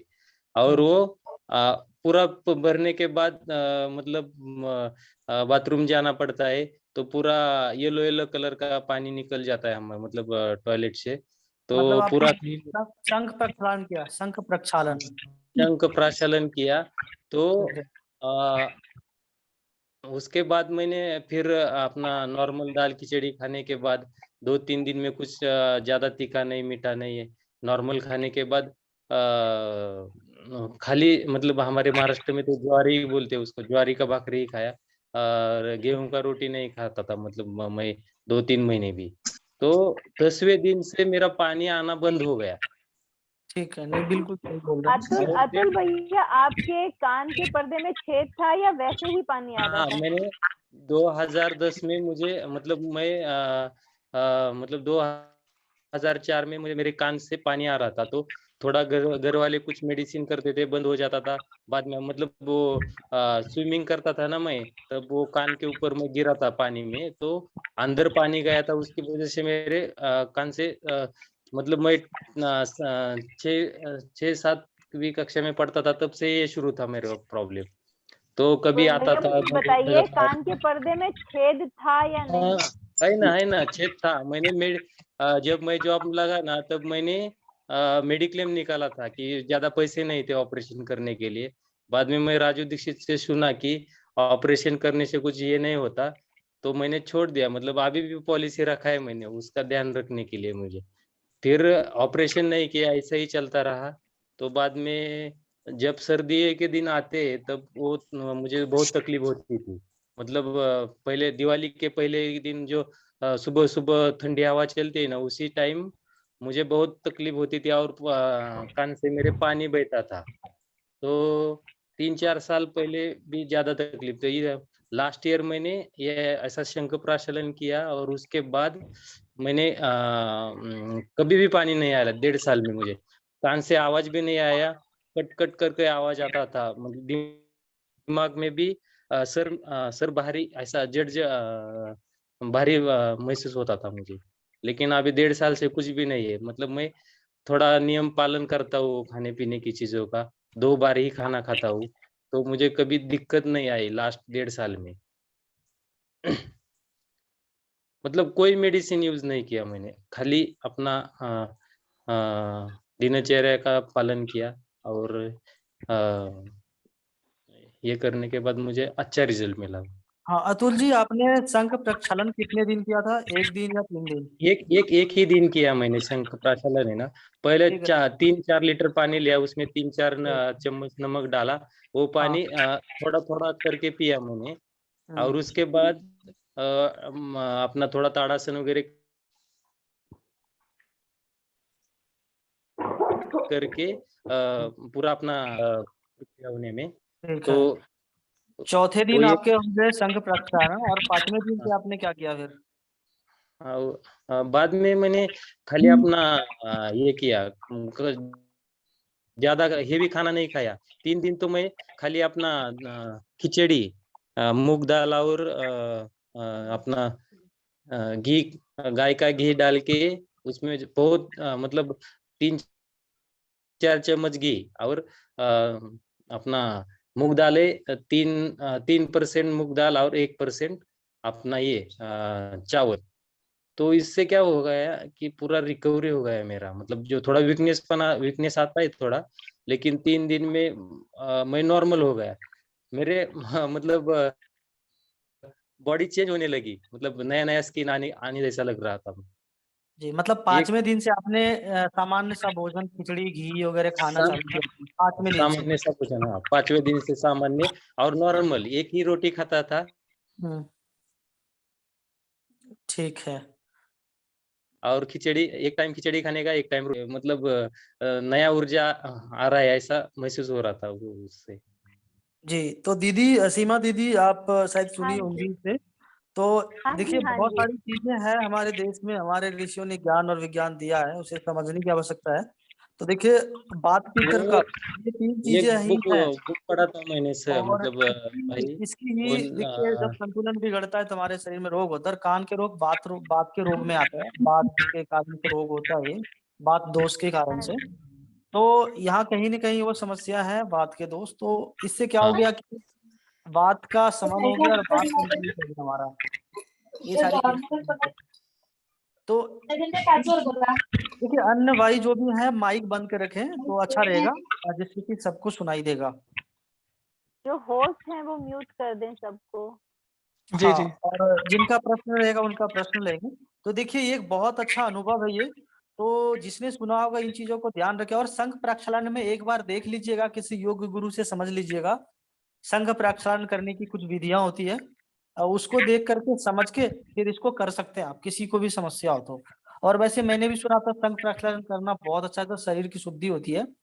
और संभवतः ये हमेशा नहीं किया जाता, साल में 1 या 2 बार शायद, ऐसा मैंने सुना है, क्योंकि ये शरीर की पूरी हाँ, सफाई ये होती 6 महीने में है। हाँ एक बार कर सकते हैं, हाँ लेकिन हाँ, जरूरत नहीं नहीं नहीं। पड़ती। एक बार मैंने 1.5 साल पहले किया ना, कभी तकलीफ नहीं हुआ मेरे को। और हम्म कभी हम्म भी मैं मतलब पहले थका हुआ महसूस करता था ना, कि मतलब काम करने के बाद, तो मैं जी 10-12 घंटे काम किया करने के बाद भी अभी फ्रेश रहता हूँ। लेकिन वो 2 टाइम ही खाना खाता हूँ, और मतलब ज्यादा चेंज नहीं करता आहार में मेरे में, मतलब चलिए बहुत बढ़िया। बाहर का ज्यादा सुनील, खाता नहीं है मतलब। आपने हमें अनुभव साझा किया। ऐसे जो भी भाई बंधु जुड़ते हैं और आपके पास भी कोई इसी तरह का अनुभव है तो यहाँ पे आके अपना अनुभव भी साझा कर सकते हैं। आपके अनुभव को हम अपने प्लेटफॉर्म से औरों में भी बांटने का प्रयास करेंगे।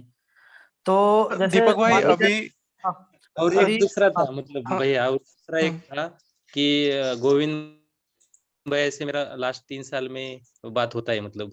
तो मेरे भाई का बेटा जन्म से जन्म होने के बाद 6 महीने 7 महीने तक तो कुछ समझता नहीं बच्चों का ना, तो कुछ समझा नहीं। 1 साल के बाद उसको हमने देखा तो नॉर्मल बच्चे जैसा उसका बिहेवियर नहीं था। तो वो चलता नहीं था, बोलता भी नहीं था, मतलब सुनता भी नहीं, हाथ से खाना भी नहीं खाता था, उसको पूरा खाना खिलाना पड़ता था। जब गोविंद भाई ऐसे बात हुआ मेरा, उसको उनको बताया मैंने कि ऐसा ऐसा है, मेरे भाई का बेटा 1.5 साल हो गया, फिर चलता नहीं है, कुछ खाता नहीं है, और कुछ उसका ये नहीं है, मतलब रिस्पांस नहीं था कुछ भी। बाद में भैया ने बताया कि वो रीठा करके होम्योपैथी की दवा थी, और एक 2-3 दवाइयाँ बताई थी भैया ने। वो एक 5-6 महीने के बाद थोड़ा थोड़ा रिस्पांस आने लगा। फिर भी इतना मतलब रिस्पांस नहीं था। मेरे भाई ने बाहर के हॉस्पिटल में दिखाया, वो एमआरआई किया, कुछ भी फायदा नहीं हुआ। लेकिन मैंने बोला ये दवाई कंटिन्यू कर, मतलब भाई ने बताया था कि 4-5 साल तक तो देना पड़ेगा इसको, मतलब इतना तो पेशेंस नहीं रहता ना यहाँ आज के लोगों में। तो मैंने बोला भाई ये कंटिन्यू कर। तो उसको जब 4 साल खत्म हो गए ना बेटे को, तो वो अभी चल रहा है, मतलब लास्ट 6 महीने से ना वो चल रहा है, थोड़ा थोड़ा बोल रहा है, थोड़ा थोड़ा सुन भी रहा है हमारा, मतलब इतना। और हॉस्पिटल में बहुत खर्चा किया था, लेकिन कुछ फायदा नहीं हुआ था। खाली 3 औषधि, सल्फर था, एक रीठा, हाँ रीठा रीठा औषधि करके थी। वो तीनों औषधि से इतना अच्छा परिणाम आया ना, हम सोच भी नहीं सकते कि ये मतलब इतना ये चेंज हो सकता है। भैया इन सब गांव दवाइयों का वाले नाम देखने के आप लिए आते थे चैट में उसको कि शेयर कर कैसा। सकते हैं प्लीज भैया? जी जी, हमें मैं ऐसा पढ़कर करूंगा पढ़कर कि, हाँ हाँ पढ़कर एक मिनट मैं बोल रहा, अतुल जी से मैं विनती करूंगा कि भैया के मोबाइल पे या मेरा नंबर यूट्यूब के अबाउट बॉक्स में है, आप अपना वीडियो बना के टेस्टिमोनियल के रूप में, फीडबैक के रूप में, दोनों चीजों का, जो संघ प्रक्षालन किया आपने, जो आपने विधि बताया कान के पर्दे के लिए उसका, और ये जो बच्चे का जो ठीक हुआ इसका, अभी नया अनुभव ठीक है। मुझे 2-3 मिनट की बना के, सबकी अनुभव 5 मिनट का भी चलेगा, उसका बना के आप हमें आज भेजना। हाँ, कल मैं यूट्यूब पे डाल, तो वो कल अपने चैनल पे सुन सके और सीख सके इसे। भैया बच्चे वाला जरूर डालना, क्योंकि ओके आजकल बच्चों में बहुत प्रॉब्लम हो रही है। हाँ ये जो बच्चे वाला प्रॉब्लम आपने मैं शेयर की है, भाई साहब से, अतुल जी बहुत से निवेदन प्रॉब्लम है। नहीं करूंगा नहीं कि बच्चे आज कल वो अपना अनुभव मुझे साझा कर दे, या भैया के मोबाइल पे भेज दे, या हमारे जो भी हमारे नंबर पे भेज दे, या हरजिंदर भाई जी हैं जो डालते हैं यूट्यूब पे वीडियो, या अरुण आर जी हैं वो भी वीडियो डालते हैं। तो इनमें से किसी को भी, जिनका नंबर आपके पास है, उनको आप कल दोनों चीजों का बना के वीडियो भेजिएगा हमें। कान की समस्याओं का विस्तार से आप बात कर लेना, 4-5 मिनट का भी हो जाएगा। आप फोन कर लेना कि भैया मैंने वीडियो बना लिया है, आपको मैं भेज देता हूँ। बड़ा हो जाए व्हाट्सएप पे ना आ जाए तो आप मुझे टेलीग्राम पे भेज देना हमें, वहां से फिर डाउनलोड करके हम लोग ठीक है। चैनल पे डाल देंगे, जिससे कि हाँ और लोग देख सके। बच्चे वाला वीडियो है ना, मैं थोड़ा अभी पुणे आया हूँ, और वो बच्चा गांव में है, उसके माँ के इधर गया है ना, तो मैं उनको बोलता हूँ वीडियो हाँ करने के लिए, वो कैसे चल रहा है। अभी इतना हाँ रिस्पांस नहीं दे रहा, मतलब जी जो बोल रहे हैं ना, थोड़ा थोड़ा ट्राई कर रहा है, मतलब 1-1.5 साल में इतना अच्छा रिजल्ट मिला है ना उसको। 2 साल हो गए चलिए, औषधि देते हुए हाँ हाँ, और 1 साल बहुत हो गया बढ़िया है। चल रहा है। और हाँ, आपने जितना भी हुआ है उतना का आप बना के भेजिएगा, दोनों चीजों का, ठीक है। ओके और भैया कल रिक्वेस्ट है आपसे, ओके ये बच्चे वाला वीडियो जरूर भेजना, और इसकी दवाइयाँ, बहुत से लोग हैं जो पेरेंट्स बहुत परेशान है इस चीज के लिए, हाँ ये है बहुत ना। ज्यादा ठीक है जी। परेशान है आज के टाइम और में हम अन्य भाइयों का मतलब प्रश्न है, मैं लेता हमारे हूँ आगे है। घर में हाँ, आगे और भाई पहले का दिन प्रश्न बच्चा है। जब चला ना उसने, नहीं नहीं जी जी, बच्चा ठीक है। चला ना पहले दिन, थोड़ा हम तो सब ट्राई कर रहे थे उस डर के, लेकिन जब ट्राई किया ना हम सब मतलब बहुत खुश हो गए उस दिन, मतलब क्योंकि हम बोलते थे उसको चलना आ गए ना तो भी अच्छा है हमारे लिए, मतलब उसने कुछ नहीं किया तो भी चलेगा, लेकिन अभी वो थोड़ा थोड़ा बोलने की कोशिश कर रहा है, मतलब जी ठीक है और अतुल जी, ठीक है। आगे हो और जाएगा उसका हाँ अच्छा। जी। बाकी और एक चीज और हाँ, है दीपक भाई, एक सेकंड हम्म, देखिए, सवाल आंसर नहीं हो रहे हैं, टेंशन नहीं लेनी है, हो जाएंगे, ठीक है। आगे आगे आप लोग अगर बोलोगे, हमने ना वॉइस चैट भी स्टार्ट की थी टेलीग्राम पे, लोग आते नहीं थे, प्रॉब्लम ये थी। अभी ये पहले जूम कॉल हो जाए, जैसे कि 25 दिन 30 दिन, उसके बाद जो है हम वॉइस चैट भी ऑन कर देंगे, आप लोग बोलेंगे तो फिर वहां पे आके आप अपना पूरा बताइए, पूरा पूछिए, कोई दिक्कत नहीं है, ठीक है। टेंशन नहीं लेनी है कि सवाल आंसर नहीं हो रहे, जाओ यार छोड़ो यार, इनकी जूम कॉल अटेंड नहीं करनी है, मतलब इस टाइप का मेंटेलिटी आप रखना चाहे रख सकते हैं, कोई रोक नहीं सकता आपको, ठीक है। बट आप रुकिए, आपको एक और चीज है, ये खेल ठीक होने ना ठीक होने का है ही नहीं, ये ज्ञान का है सारा खेल, ठीक है। तो अभी दीपक भाई यहाँ पे ना रितु मित्तल करके हैं, अगर हैं तो रितु मित्तल जी आप हैं यहाँ पे, वो काफी देर से वेट कर रहे थे, नहीं आई थिंक वो वो तो चले नहीं गए। है। और कुछ भाइयों का प्रश्न है, बताइए बारी एक बारी से। प्रश्न उन्होंने पूछा था, रितु मित्तल जी ने, वो कह रहे थे कि उनको सुन कम रहा है, मतलब बाकी सब ठीक है बट सुन कम रहा है, तो उसका इलाज एक तो ये बता दो, दूसरा ये धर्मिंदर नाथ जी का क्वेश्चन लेना है आपने पहले, फिर उसके बाद देखते हैं आगे, अभी आप ये दो काम कर दो। रितु दीदी का क्या है, सुनाई कम देता है। हाँ, मतलब अगर कम सुन रहा है तो क्या इलाज करेंगे, कौन सा तेल डालेंगे, अगर ठीक है, ऐसा कुछ है तो फिर कान की उसके सभी बाद धर्मेंद्र समस्याओं नाथ के जी लिए, क्वेश्चन पूछेंगे। हाँ कान की देखिए सभी समस्या के लिए जो मैंने विल्व तेल और क्षार तेल बताया है, ये हम्म। कान की सभी समस्याओं में काम आता है। तो जिनको सुनाई भी कम देता है, कान से आवाज करता है, कान से घंटी जैसा आवाज आता है, सुनाई कम देता है, भारी भारी लगता है, सब में ये विल्व तेल डालिए या क्षार तेल डालिए, दोनों सब में काम करता है, दोनों में से कोई भी एक तेल डाल सकते हैं, ठीक है। और बहरापन में भी काम आता है दोनों तेल। तो 2-2 बूंद कान में सुबह और शाम डालिए लंबे समय तक, 2 महीने 3 महीने डालिए, इससे बहुत आराम लगेगा। और थोड़ा सा अंदर से जरूर सेवन करें औषधियों को, दालचीनी या सौंठ जो मिले शहद के साथ, या पानी में उबाल के काढ़ा बना के गुड़ मिला के जरूर पिया करें। इससे कभी कभी कान की सिकाई करें, कान में कभी कभी गंदगी भर जाते हैं, तो कभी कभी उनकी सफाई महीने में एक बार जरूर कर लिया करें। जैसे वैद्य जी ने आज बताया था कि कान की भी कभी कभी सफाई महीने में एक बार होना ही चाहिए, गंदगी होता है उनकी सफाई हो ही जाना चाहिए। तो महीने में एक बार कभी कभी जिनको गंदगी होता है, कान में कम सुनाई दे रहा है, तो थोड़ा कान की सफाई ईयरबड से रुई लगा के करें, ऐसे तिनके से नहीं, रुई लगा के करनी चाहिए। तो ये सारी चीजें हैं, इसे कीजिए, बहुत अच्छा लाभ मिलता है। तेल डाल लीजिए, या घरेलू में करना चाहे सबसे अच्छा है लहसुन से पका हुआ सरसों तेल। सरसों तेल बाजार का ना हो, केमिकल वाला ना हो, सरसों तेल शुद्ध वाला हो, अच्छी हो, आपको बढ़िया कोशिश कीजिए जितना अच्छा मिल सके। नहीं मिले तो कोई तेल तो इस्तेमाल करना ही है, लेकिन यथासंभव जैसा मिले अच्छा मिल जाए। मान लीजिए आपको बिना केमिकल वाला तेल मिल जाए, बढ़िया, जो राजीव भाई ने कहा जिस तेल में जितना चिपचिपापन हो वो तेल उतना अच्छा है, मतलब देसी तेल। जैसे हम तो ऐसा कर सकते हैं, हर जगह ऐसा अभी भी व्यवस्था है, खुद से बाजार में जाके सरसों खरीदिए और जाके तेल पिरवा लीजिए मिल वाले के पास जाके, भैया मेरे 10 kg सरसों है, मेरा तेल निकाल दो, निकाल देंगे। 10 kg में मुझे लगता है 5 kg जरूर तेल निकलेगा, 4 से 5 kg जरूर तेल निकलेगा। आपकी 1 महीने की 2 महीने की खुराक होगी तेल, और तेल ज्यादा नहीं खाना चाहिए, मतलब सीमित में ही जितना जरूरत है। तो मुझे लगता है 4 kg चल, एक परिवार में अगर यदि 4 व्यक्ति हैं 5 व्यक्ति हैं, तो मुझे लगता है कि 2 महीने तो चल जाना चाहिए, 4 kg तेल आराम से चल जाएगा। तो सरसों तेल वो लेके उसमें लहसुन डालिए, पकाइए, और है तो अजवाइन और मेथी। 1 कप सरसों तेल में 7-8 लहसुन की कलियां, और इसमें अजवाइन आधा चम्मच, मेथी आधा चम्मच डालिए। इच्छा करे तो 5-6 नीम के पत्ते डालिए, और इच्छा करे तो गेंदे के फूल की पंखुड़ी एक लार के डाल दीजिए। इसको पका लीजिए। कभी-कभी इसमें क्या बोलते हैं, अनार के छिलके भी डाले जाते हैं कान के रोग में। अनार के छिलके कूट के इसको भी डालिए, पका लीजिए। जो इच्छा करे, जितनी चीजें मैंने बताया, जो मिल सके उपलब्ध हो, इसको डाल के पकाइए, तेल छान करके रख लीजिए। उसके बाद जब भी कान में डालना हो तो कान में कभी भी कोई भी चीज ठंडी नहीं डाली जाती है। तो चम्मच लीजिए, कटोरी लीजिए, कुछ भी, हल्का गर्म कीजिए, उसके बाद ऊपर से डाल दीजिए। तेल हल्का हल्का गर्म हो जाता है, ड्रॉप से भर के 3-4 बूंद करके कान में डाल लीजिए सुबह शाम। तो कान की समस्या सुनाई देना अच्छा लगता है। लेकिन लोग क्या करते हैं ना, थोड़ा आराम लगा, बंद कर देता है 15 दिन 20 दिन बाद। नहीं, कम से कम कोई भी उपचार 3 महीने जरूर करना चाहिए, अगर यदि पुरानी हो तो। कोई भी पुरानी रोग हो, गंभीर क्रोनिक डिजीज हो, तो कम से कम 3 महीने जरूर करना चाहिए। जिस तरह की औषधि, कुछ कुछ वैसे औषधियों का एक चीज मैंने नोट सिद्धांत की है। है दीपक भाई, एक चीज नोट की है हम्म, कि जब आप सही डाइट ले रहे हैं, सारे रूल फॉलो कर रहे हैं, तो ये चीज तंग करती ही नहीं है फिर इतनी। करती है हाँ जी। बट इतनी नहीं करती है।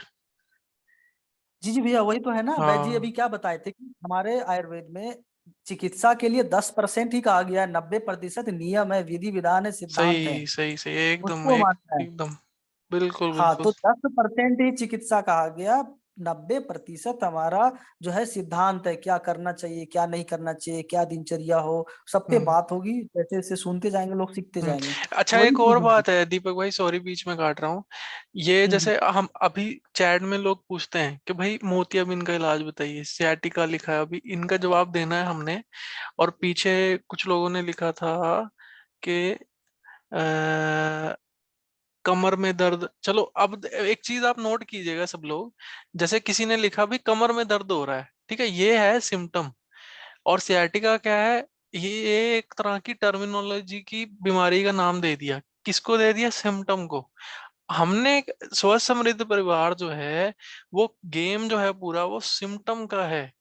ठीक है, आपने सिम्टम पे काम करना है। मतलब जैसे डेंगू, टाइफाइड और ये महामारी जो चल रही है वो, और उसके अलावा जितने भी तरह की चीजें होती हैं ये आजकल जो चल रही हैं, वो सब है क्या, चिकनगुनिया जैसे, वो सब बुखार हैं। तो आपने जब किसी को चिकित्सा पूछनी है, स्पेशली आयुर्वेद और होम्योपैथी में, तो आप बुखार बोल के पूछेंगे। ठीक है। होता क्या है कि आप जब जाएंगे ना, जब आपको ऑटो इम्यून इशू हुआ है कोई, तो आप टेस्ट कराएंगे तो आपका तो HIV तक पॉजिटिव आ जाएगा। आप करा के देख लीजिए अलग अलग लैब से। जब आपको जैसे हुआ है वो मलेरिया हो गया मान लीजिए, तो आपने टेस्ट कराया उसके बाद या उसी बीच, तो आपका HIV तक पॉजिटिव आ जाए, तो क्या क्या आप HIV की दवाई खाने लग जाएंगे? सोचिए, डर जाएंगे, जिंदगी खत्म हो जाएगी आपकी। ऐसा नहीं, आप सिम्टम पे काम करें। ठीक है, तो सिम्टम पे काम करेंगे ना, आपका काम डन है, फिर उससे कोई प्रॉब्लम ही नहीं आनी। तो अभी दीपक भाई आप शॉर्ट शॉर्ट में सियाटिका का और मोतियाबिंद का बता दो, फिर जी, उसके मैं ये बाद पूछ ये रहा हूँ कि, धर्मेंद्र जी हैं हाँ, यहाँ पे एक, जी, उनका मैं ये लेना है। पूछ रहा हूँ, हाँ, मैं ये बोल रहा हूँ कि जिसने मोतियाबिंद का उपचार पूछना चाहे, क्या वो अभी मौजूद हैं ग्रुप में यहाँ पे? हाँ एक सेकंड रुको रुको। है आनंद कुमार शुक्ला जी हैं, इन्होंने पूछा, आप बताइए। देखिए जिन्हें, पापा ये जी बताइए को है। मुझे। हाँ जी, हाँ जी, बता, पूछे। मैं बोल रहा हूँ कि जिन्हें मोतियाबिंद है उनकी उम्र क्या है अभी? लगभग 55 साल। ठीक है। मोतियाबिंद दोनों आंख में या एक आंख में है? दोनों आंख में है, डॉक्टर बोल रहा है ऑपरेशन के लिए। मैं भी मना कर रखा हूँ। कोई बात नहीं है। देखिए भैया, एक सबसे अच्छा नुस्खा बता रहा हूँ जो बहुत अच्छा काम करता है। बस एक विनती होगी उस माता से जो दान कर सके। क्या दान करना है मैं बताऊंगा। और ये मिल जाए तो सोने पे सुहागा, और बहुत अच्छे से मोतियाबिंद को ठीक करता है। और यह ज्ञान परंपराओं में चलता आ रहा है। गांव में, हर गांव में एक माता, एक पिता, जो भी लोग होते हैं, जो बुजुर्ग होते हैं, ज्ञान जरूर बांटते थे, जिन्हें भी होता था। ये ज्ञान गोविंद जी ने बहुत प्रचार किए थे, वो मैं आपसे आज साझा कर रहा हूँ। वो ज्ञान है, वैसी माँ जिनको पुत्र की प्राप्ति हुआ है, मतलब वैसी माता जिनको पुत्र का जन्म हुआ है, जिनको पुत्र जन्म लिया है, ठीक है, जिनके गर्भ से पुत्र का जन्म हुआ है, और मतलब वो उस माता अभी अपने बच्चे को दूध पिला रही है, अपने बेटे को। वैसी माता जो अपने बेटे को, पुत्र को दूध पिला रही है, मतलब जिनको बेटा हुआ, बेटी नहीं, जिनको बेटी होगा उनका नहीं लेना है, उनका नहीं प्रयोग करना है। वैसी माता जिनको पुत्र का जन्म हुआ है, और अगर दी वह माता अपना दुग्ध का दान कर सकती है, मतलब कि जिन्हें भी मोतियाबिंद है, माता का दूध, वैसी माता जिनको पुत्र की प्राप्ति हुई, उनका दूध आंख में 2-2 बूंद, 2-4 बूंद करके आंख में डाले, जिनको भी मोतियाबिंद है। दोनों आंख में तो दोनों आंख में, सुबह डाले, सुबह दोपहर डाले, शाम डाले, जितनी बार मन करे डालिए। दिन में 2 बार तो कम से कम डालिए ही डालिए। अगर ये आपने ऐसा 6 माह से 1 वर्ष तक कर लिया तो आपका मोतियाबिंद पूरी जड़ से ठीक होगा। ये मुफ्त का इलाज है, बहुत अच्छा उपचार है और बहुत अच्छा दवा है ये। बस वैसी माता जो श्रद्धा भाव से इस कार्य को कर सके और अपना दूध का दान कर सके तो बहुत अच्छा है, सैकड़ों लोगों का भला हो सकता है। तो दीपक भाई थोड़ा सा मैं परिवार में, यहाँ पे कहना चाहूंगा रिश्तेदार कि में, दूध हाँ जी, कितनी मात्रा में लेना है और दूध को कांच की शीशी में भर के रखना है और कितने दिन ये तक, आपने रखना 6 नहीं माह तक है, है ना? रखना नहीं है, हाँ ताजा दूध का इस्तेमाल करना है। वैसी माता हाँ जैसे आपको सुबह डालना है तो माँ बहन जी जो अभी हैं वो थोड़ा अपना हाँ दूध दे दे और आंख में डाल लिया, ठीक है। जैसे ठीक है। बच्चे को पिला रही है, बच्चे को पिला हाँ रही है, हाँ थोड़ा सा किसी भी चीज में दूध दिया और उसको मैंने हाँ आंख में ड्रॉप के जरिए डाल लिया। एक बार सुबह ठीक है। डाला उसी तरह, फिर शाम में मान लिया बच्चे को दूध पिला रही है वो, हाँ तो थोड़ा ठीक सा है। दूध लिया और उसको मैंने हाँ आंख में 2-2 बूंद डाल दिया, ठीक है। हाँ तो ये 6 माह करना तक है, आप लगातार कह रहे हैं? हाँ। 6 माह तक कह रहे हैं? 6 से 1 साल तक जरूर करें, इसका कोई नुकसान नहीं है, जीवन भर करो, कोई देखिए मना नहीं किया है। ये जो आपने बताया है औषधि, ये है तो बहुत कारगर और किफायती भी होगी, ऐसी बात नहीं, आप यूं ही तो नहीं बता रहे। लेकिन दूसरी बात, ये उस पर डिपेंड करता है जिस माता के पुत्र का जन्म हुआ है, क्योंकि देखो आजकल अब जमाना ऐसा है क्योंकि कोई भी डांट देगा। एक बार को चलो मान ले दे दिएगा, लेकिन दूसरी बार तो डांट ही देगा और जाते हुए भी ठीक है, शर्म आएगी। ठीक है, ठीक है, ठीक है, तो इसीलिए मैं बता रहा हूँ, ये मैं जानकारी छुपाना नहीं चाहता था, मैंने हाँ बताया। हाँ हाँ मान हाँ लीजिए परिवार हाँ में अगर भी रिश्तेदार में ऐसा हो तो अपनों में दिक्कत नहीं आएगी, पराये में तो ये बहनें दिक्कत कर सकती है, लेकिन यह हाँ ज्ञान है, याद रखें, कभी न कभी काम आता है, क्योंकि हाँ हाँ। परिवर्तन जरूर आता है, ठीक तो है। दीपक भाई वो कांदे वाला बता दीजिए जो राजीव भाई ने बताया था, कांदे का रस, सफेद कांदे का रस और 3 चम्मच शहद और 1 चम्मच बेदामे नींबू का रस, और ये जो बताया था, तो इन सबको सॉल्यूशन जो बनता है काट के बाटली में भर के मैं सुबह एक शाम डाले तो दूसरा, उससे भी मोटे। मैं कुछ और चीजें बताता हूँ, उसे कीजिएगा, जो कि मिल जाएगा आपको मोतियाबिंद के लिए। करना क्या अच्छा है कि सबसे पहले सुबह की बासी लार आंख में डालना प्रारंभ करना है, सुबह की बासी लार आंखों में डालना शुरू करना है, बासी मुंह का लार डालना है। दूसरी चीजें, देसी गाय का गौमूत्र, देसी गाय का ताजा गौमूत्र, जो गाय चरती हो उसको घास खिलाए, उनके साथ प्रेम कीजिए, उनकी सेवा कीजिए, तो फिर वो आपको आशीर्वाद देंगे। मतलब क्या कि देसी गाय का गौमूत्र लेना है ताजा, छान लीजिए, 8 सूती कपड़े 8 तक करके छान लीजिए, उस गौमूत्र से 2-2 बूंद करके अपने आंख में डालिए, 1 बूंद भी काफी होता है, आप 2 बूंद भी डाल सकते हैं ताजा, मोतियाबिंद में डालिए। इसको भी 6 महीने डालेंगे तो मोतियाबिंद लगभग ठीक हो जाता है, ठीक है। इसको कर सकते हैं। या अभी आंवला का सीजन है तो आंवला को क्या कीजिए, आंवला का रस निकालिए, आंवला का रस निकाल करके छान करके 2-2 बूंद 4 बूंद करके 2-3 बूंद करके आंखों में डालिए, जिसमें मोतियाबिंद है, बहुत अच्छा काम करता है, ठीक है। जो भी औसत पकड़े उसको नियमित रूप से 3-4 माह कीजिए। मान लिया कभी आंवला नहीं आ रहा है, अब तब क्या करें, त्रिफला का इस्तेमाल करना है। त्रिफला को क्या करना है, 1 चम्मच त्रिफला लेना है, 1 गिलास पानी में डाल के उबालना है, जब वह पानी आधा बचेगा छान के ठंडा करके इस पानी से आंखों को धोना है, इस पानी से आंखों को धोना है। हमारे पास कभी कभी आप खोजेंगे तो आई कप भी मिलता है, आई कप में इसके पानी को भरिए, आंखों में लगा लीजिए और थोड़ी देर होल्ड कीजिए, वह पानी आंखों में लगते रहे, ठीक है। ऐसे भी जो भी चीजें डाल रहे हैं, लेकिन त्रिफला के पानी से सुबह शाम जरूर धोए। आंवला का रस डालिए या गौमूत्र डालिए जो मिले, या माता का दूध डालिए जो मिले, ये करना है। सुबह की बासी लार डालिए, बहुत अच्छा मिलेगा, बहुत अच्छा लाभ मिलेगा। साथ में एक चीज क्या करना है, आधा चम्मच त्रिफला लेना है, आधा चम्मच गिलोय का, चौथाई चम्मच गिलोय का पाउडर लेना है, आधा चम्मच त्रिफला, चौथाई चम्मच गिलोय का पाउडर, 1 चम्मच बादाम का पाउडर लेना है, 2 काली मिर्च लेना है। इसको इसमें 1 चम्मच देसी गाय का घी मिलाना है और आधा चम्मच शहद मिलाना है। घी 1 चम्मच, मतलब भैया देसी भैया भैया भैया थोड़ा धीरे धीरे, मैं लिख नहीं पा रहा हूँ, आप जो उतना बता रहे हैं स्पीड हो जा रहा है ज्यादा है। देखिए, आधा चम्मच त्रिफला कल लेना है, आधा चम्मच त्रिफला, हाँ, चौथाई चम्मच गिलोय का पाउडर लेना है, 1 चम्मच बादाम का पाउडर लेना है और 2 काली मिर्च लेना है। ठीक है। और आंख के रोगों में घी और शहद जब मिलता है ना तो बहुत गुणकारी हो जाता है, लेकिन मात्रा अलग अलग होगा, दोनों बराबर नहीं होगा। तो 10 ग्राम घी और 5 ग्राम शहद सबको मिलाइए एक में और इसको चाट लीजिए, आराम से खा लीजिए, एक बार सुबह एक बार शाम। ये आपको खाने के लिए और ये चीजें आपको लगाने के लिए। ठीक है। कभी कभी चंदन जो होते हैं अपने, चंदन आते हैं शुद्ध चंदन बढ़िया, चंदन को पानी के साथ घिस के, चंदन के जो आते हैं लकड़ी, उसको पानी के साथ घिस करके आंखों में काजल की तरह लगाना चाहिए, तो इस पे भी लाभ मिलता है। क्योंकि आयुर्वेद में ऐसा वर्णन है, कभी वैद्य जी बताएंगे आप लोग को,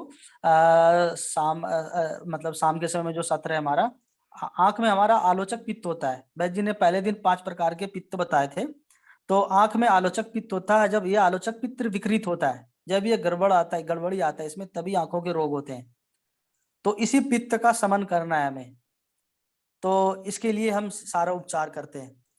तो इतनी चीजें कीजिएगा, मोतियाबिंद में बहुत अच्छा लाभ मिलेगा।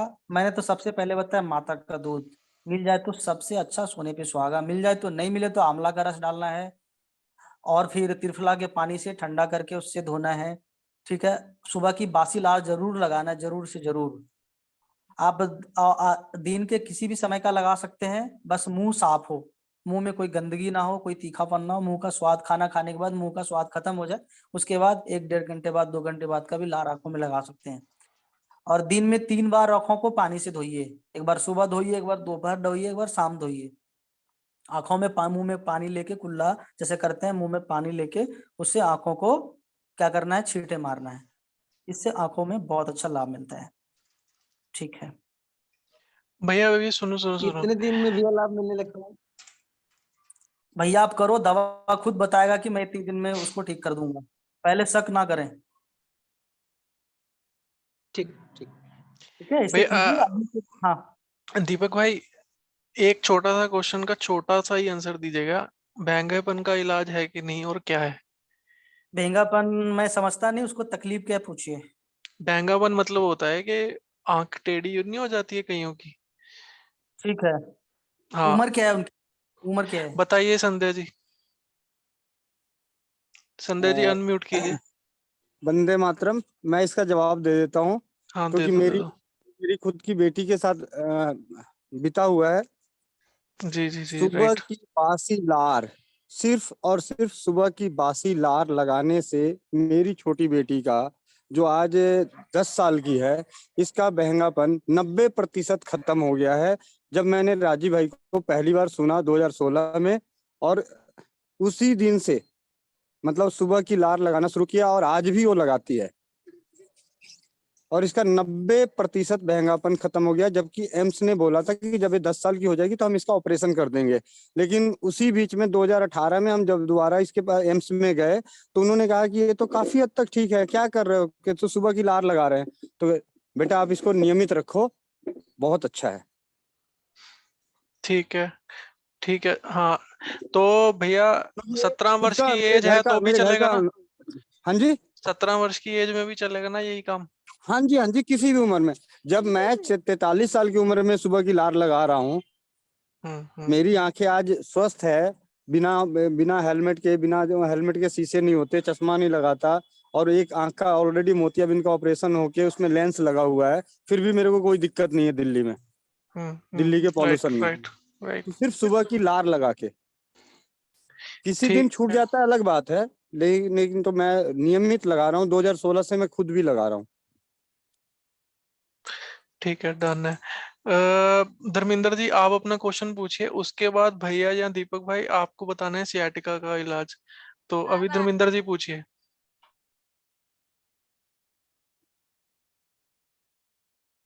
जी आपकी आवाज नहीं आ रही है, आप अनम्यूट हैं बट सुन नहीं रहा है, बताइए धर्मेंद्र नाथ जी। चलिए, हेलो। जब तक मैं साइटिका का बता देता हूँ हाँ साइटिका बता दो, राइट। भैया। अपने आयुर्वेद की एक औषधि है जिसका नाम है चोप चीनी। चोप चीनी 100 ग्राम लेके आए, उसका जौ कूट करके रखें, 1 चम्मच रात को 1 गिलास पानी में भिगो दें, सुबह उसको चौथाई रहने तक उबालें और छान कर पिएं। और ऐसा ही अगर तकलीफ ज्यादा है तो सुबह का भिगोया हुआ शाम को। अब इससे क्या क्या होगा चोप चीनी से, उसका मैं बता रहा हूँ। जो पर्सनल अनुभव आया स्वस्थ समृद्ध परिवार में, चोप चीनी से एड्स को निगेटिव किया जाता है। एड्स के उसको निगेटिव किया जाता है। सुन्नपन की कितनी भी भयंकर समस्या हो वो ठीक होती है। झंझनाहट, दर्द, ये सब। यूरिक एसिड, जो कहते हैं ना यूरिक एसिड बहुत हाई है, जिसका भी यूरिक एसिड हाई है 15 दिन पी ले, उसके बाद उसका यूरिक एसिड जाके जांच करा ले, यूरिक एसिड नॉर्मल आएगा। तो चोप चीनी का सबसे बेहतरीन अभी तक मुझे, मतलब ये अनुभव के आधार पे बता रहा हूँ कि जो भाई बंधुओं ने इस्तेमाल किया और उसके बाद उन्होंने बताया परिणाम। क्योंकि जब 75 साल के थे, उनका कमर का दर्द, घुटने का दर्द नहीं जा रहा था।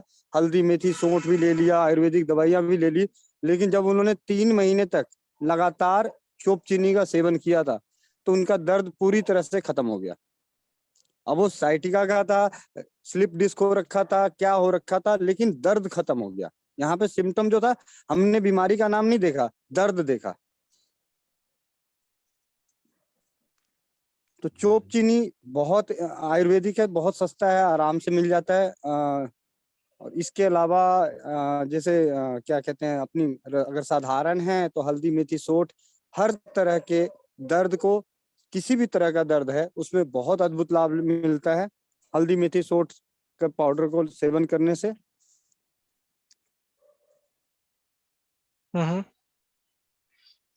और मैं तो सबको ये कहूंगा, जो भी भाई बंधु हैं, मैं कहता हूँ कुछ नहीं, आप अपने अनुभवों, मतलब जो स्वस्थ समृद्ध परिवार में अनुभव आ रहे हैं उसको सुने और खुद अपने आप बिना, क्योंकि यहाँ इस चैनल पे जो डला हुआ है ना, वहां पे किसी वही चीज डली हुई है जो किसी को नुकसान नहीं कर सकती। आप कई बार, आपको मैं यहाँ पे इस माध्यम से बताऊं कि YouTube चैनल पे कई बार किसी को दवाई नहीं बताई हुई है, सिर्फ बंदे ने बोला मैं ठीक हो गया दवा लेके। वो दवा सबके लिए नहीं थी, इसलिए ऐसा बोला गया। लेकिन जिसके बारे में बताया गया है, इसका मतलब वो दुष्प्रभाव रहित है, वो कोई भी किसी को भी दे सकता है, ले सकता है, नुकसान नहीं करेगा। क्योंकि रसोई घर कभी किसी का नुकसान नहीं करती। ज्यादा नुकसान करेगी तो क्या करेगा, दस्त ला देगा भाई। बहुत ज्यादा होगा तो क्या होगा, दस्त आ जाएगा, गर्मी लगेगी, फोड़े फुंसी निकल जाएंगे, दाने निकल जाएंगे, कोई बात नहीं, 4 दिन छोड़ देना, ठीक हो जाओगे। भैया चोप चीनी क्या बोलते हैं, लोग पूछ रहे हैं चोप कि वो चीनी दिखती का एक कैसी है। अनुभव मैं शेयर करना चाहूंगी कि मेरे फादर ने यूज की थी। उनको ये सियाटिका पेन जो बोल रहे हैं डॉक्टर्स, जिसको सियाटिका पेन का नाम देते हैं, लेकिन भैया को मैंने ये नहीं बोला था। उनको बैक से लेकर पैर, लेफ्ट साइड में बैक से लेकर पैर तक पेन था। तो बहुत बेस्ट रिजल्ट है। फाइनल जब चोप चीनी लास्ट में लिया था तो उनका दर्द बिल्कुल खत्म हो गया था। मतलब असहनीय दर्द जिसे बोलते हैं, उस दर्द के लिए ये बहुत ही बढ़िया है। और ये मोती नगर एक दवा खाना है, वहां से आपको पाउडर मिलेगा इसका। 100 ग्राम जैसे भैया ने बोला, तो वो 100 ग्राम पूरा यूज नहीं हुआ था, तो उनको रिजल्ट मिल गया था। थोड़ा सा अभी भी वो मेरे पास पड़ा होगा। और लेना इसको आधा चम्मच, 1 गिलास पानी में आधा चम्मच रात को भिगो के रखना है और सुबह उसको उबालना है। उस पानी को 1/4 रह जाए तो हल्का कोसा हो तब उसको पीना है। बहुत अच्छा रिजल्ट है इसका चोप चीनी का। और एक वो दर्द वाला जो लाल तेल है, प्लीज उससे मालिश जरूर करें पैरों की। स्क्रीन वगैरह तो दिखती है ना आप लोगों को सबको जब मैं शेयर करता हूँ कुछ? जी भैया। ठीक है। तो मैं मतलब कोशिश करता हूँ कि दिखाई दूं जो भी चीजें। जैसे अभी आप स्पेलिंग वगैरह देख सकते हैं, तो आप गूगल करेंगे तो आपको कुछ ना कुछ मिल जाएगा। बाकी सबसे बढ़िया है 1mg वगैरह की ऐप डाल लीजिए, उस पे दवाइयां देखना स्टार्ट कर दीजिए आयुर्वेद सेक्शन में जाके, तो आपको दवाइयों के नाम ऐसे ही प्रैक्टिस हो जाएगी। तो भैया डन है सियाटिका का आपकी तरफ से? हाँ जी, हाँ जी, साइटिका और कुछ नहीं भैया। मैं सबसे यही विनती करता हूँ, मतलब मेरा एक ही चीज का कहना है कि हम रोग के नाम को अपने माइंड सेट ना करें, तकलीफ से अपने आप को सेट करके रखें कि हमारी तकलीफ क्या है। ये आप क्या खा रहे हो यहाँ पे? गोविंद भैया जी, ये पूछना था, जो चॉप चीनी आपने बताई थी, इसकी मात्रा आधा चम्मच पर्याप्त है? और जी आज अभी जो बोला था, अभी मैम बोल रही थी कि चौथाई चम्मच, तो चौथाई चम्मच पर्याप्त रहेगी या आधा चम्मच पर्याप्त रहेगी एक आधा गिलास पानी में? चम्मच 1 गिलास पानी में भिगोना है आपको। आधा चम्मच अच्छा। क्वांटिटी उसकी 1 गिलास पानी में रात को भिगो दें जी जी और जी, सुबह बस उसको जब उबालेंगे तो 1 गिलास का 1/4 जब रह हाँ, जाएगा ना, 1/4। ठीक ठीक। हाँ जी, तो उसको छान क्योंकि के गोविंद भैया ने आधा चम्मच बोला था या 1 चम्मच बोला था, तो आपने 1 आधा चौथाई चम्मच बोला, चम्मच तो इसमें थोड़ा क्वांटिटी। हाँ जी, ठीक ठीक ठीक। भैया ने 1 नहीं, चम्मच ऐसे बोला था, पेशेंट लेकिन है, डायबिटिक मैंने एक पेशेंट चम्मच बोला है। अपनी अपनी देखिए, ऐसा है, ऐसी कोई दिक्कत नहीं, मात्राओं से उतना ज्यादा फर्क नहीं पड़ेगा। फर्क क्या पड़ेगा, अगर आप मात्रा कम ले रहे हैं, लंबे समय के बाद परिणाम आएगा। ज्यादा ले रहे हैं तो हो सकता है थोड़ा समय जल्दी आए। लगेगा। उसमें भी एक चीज हो सकता है कि जब ज्यादा लेंगे तो आपके शरीर में तुरंत बताएगा कि ये दवा कितनी गर्म कर रही सही है, सही सही। तो उससे जी आपको जी आइडिया जी। लग जाएगा कि हम अगले दिन इसको कम करना शुरू कर दें। इसकी उदाहरण दे जी देता हूँ भैया आपको, किडनी और सबको। डायबिटिक पेशेंट ले सकते हैं। हाँ जी, डायबिटीज पेशेंट ले सकते हैं। डायबिटीज में भी बहुत अच्छा काम करता है ये। किडनी किडनी में मुझे एक बार देखना पड़ेगा इसके गुणधर्म, क्योंकि ये मूत्र को रोकता है या खोलता है, ये देखने के बाद ही मैं बता सकता हूँ किडनी के लिए। ओके ओके, ठीक है। ठीक है, एक लेकिन और हाँ, उदाहरण यहाँ पे दे एक चीज देता कह हूँ। सकते हैं भैया, जी एक जी जी मिनट। जी जी जी। यहाँ पे एक बात हम कर सकते हैं कि जैसे मान ले कि हमें बहुत असहनीय दर्द है और हम किडनी रोगी, हमारा मूत्र रुका हुआ है और वो दवा खानी है। आप लोग सिर्फ ये चीज बताइए कि जब आप लोगों को तकलीफ होती है तो डॉक्टर दवा देता है या नहीं देता है? दर्द की देता है ना? तो अगर ये दर्द की दवा है तो हमें भी देता है। लेना है। फर्क क्या करना है, मात्रा कम कर देनी है। इतनी मात्रा कम कर दो कि इसका दूसरी जगह नुकसान ही ना आए। भाई जहां पे अगर 6 ग्राम लिखा हुआ है, हम 1 ग्राम लेंगे। भाई कितने दिन लेंगे? भाई जहां 15 दिन में ठीक होना था, वहां 30 दिन में ठीक होंगे। किडनी भी बच गई। हाँ, क्योंकि यूरिक एसिड वाला है पोर्शन तो है ना, वो किडनी में आएगा ना, तो यूरिक एसिड में काम करता है तो किडनी में काम करेगा। लेकिन किडनी में, आपने किडनी का जैसे ही बोला ना, हमारे माइंड में क्या चलता है, किडनी फेलियर। अभी जो नहीं आजकल नहीं माहौल चल नहीं, रहा है उसमें क्रिएटिनिन 3 नॉर्म। तक ही है, 2 से 3 के बीच में रहता है। वो भी डॉक्टर की मेहरबानी से उसकी दवाई बंद कर दी, बाद में 2 ही आ गए हैं। हाँ, तो वो आप साथ में उसके वो देख लीजिएगा। मतलब आप दे सकते हैं। फिर भी मैं अभी तक नहीं दिया हूँ किसी को, इसलिए मैंने कहा एक बार मैं भी जरा एक बार दोबारा इसके गुणधर्म देख लूं कि ये मूत्र अगर खुल के लाता है, अगर इसके मूत्र अगर खुल कर आएगा तो 100% किडनी के लिए सुरक्षित है। और बोकरू तो लेते हैं साथ में, तो चलेगा चलेगा। ना। या लेकिन चॉप चीनी से यूरिन की तो कोई प्रॉब्लम नहीं हुई थी। तो नहीं हुई थी तो ले सकते हैं। चल, अभी आज यहीं पे समाप्त करते हैं। ठीक है धर्मेंद्र जी, आप पूछना है तो आप पूछ लीजिए अभी, अगर आप हैं। भाई प्लीज एक सवाल मेरा भी है, छोटा सा, हाँ इसी जी हाँ के। जी बिल्कुल। ये भैया है ना, ये जो आपने चॉप चीनी का हाँ बताया जी है, दीदी बोलिए।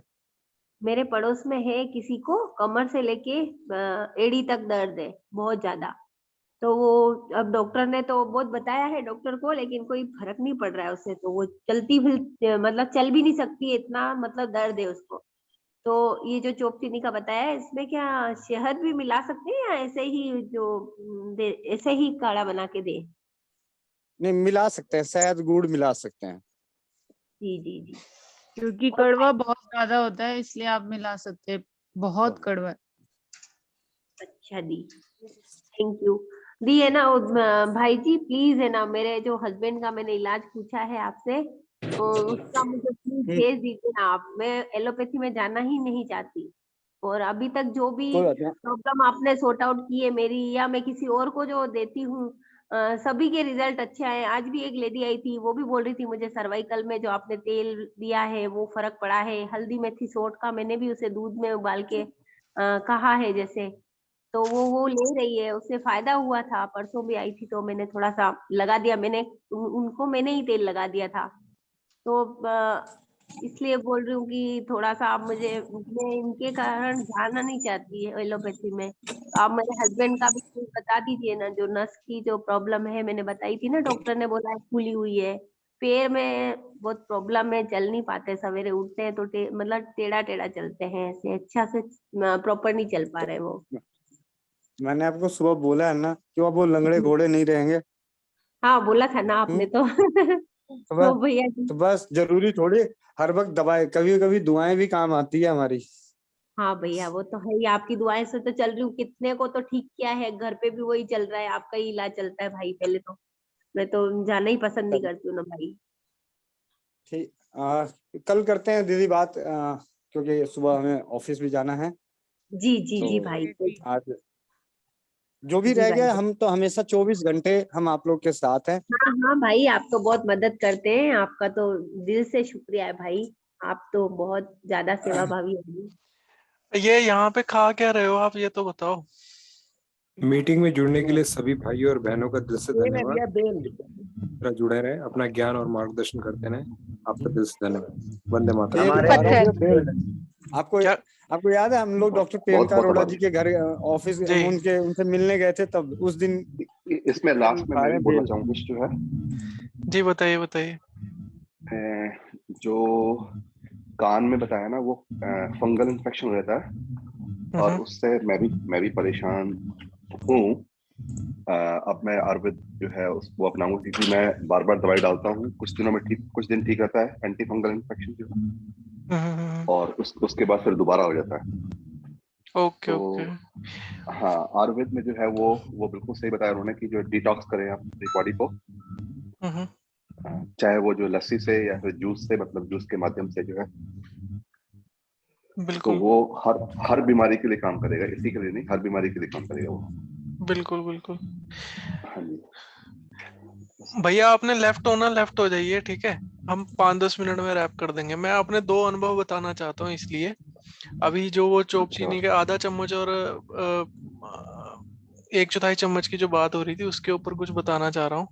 वो ये है कि देखिए, मुझे ना एक एक्चुअली क्या होता है ना, आयुर्वेद में जब आदमी ठीक होता है ना किसी चीज से, तो वो एक्साइटेड भी हो जाता है कि मैं ये ले लूंगा ना तो मेरा काम हो जाएगा। अब मैं, वो होता क्या है, फिर वो क्वांटिटी से खेलने लगता है। तो मेरे को पीछे एक्साइटमेंट होगी इसकी, अड़ूसा की।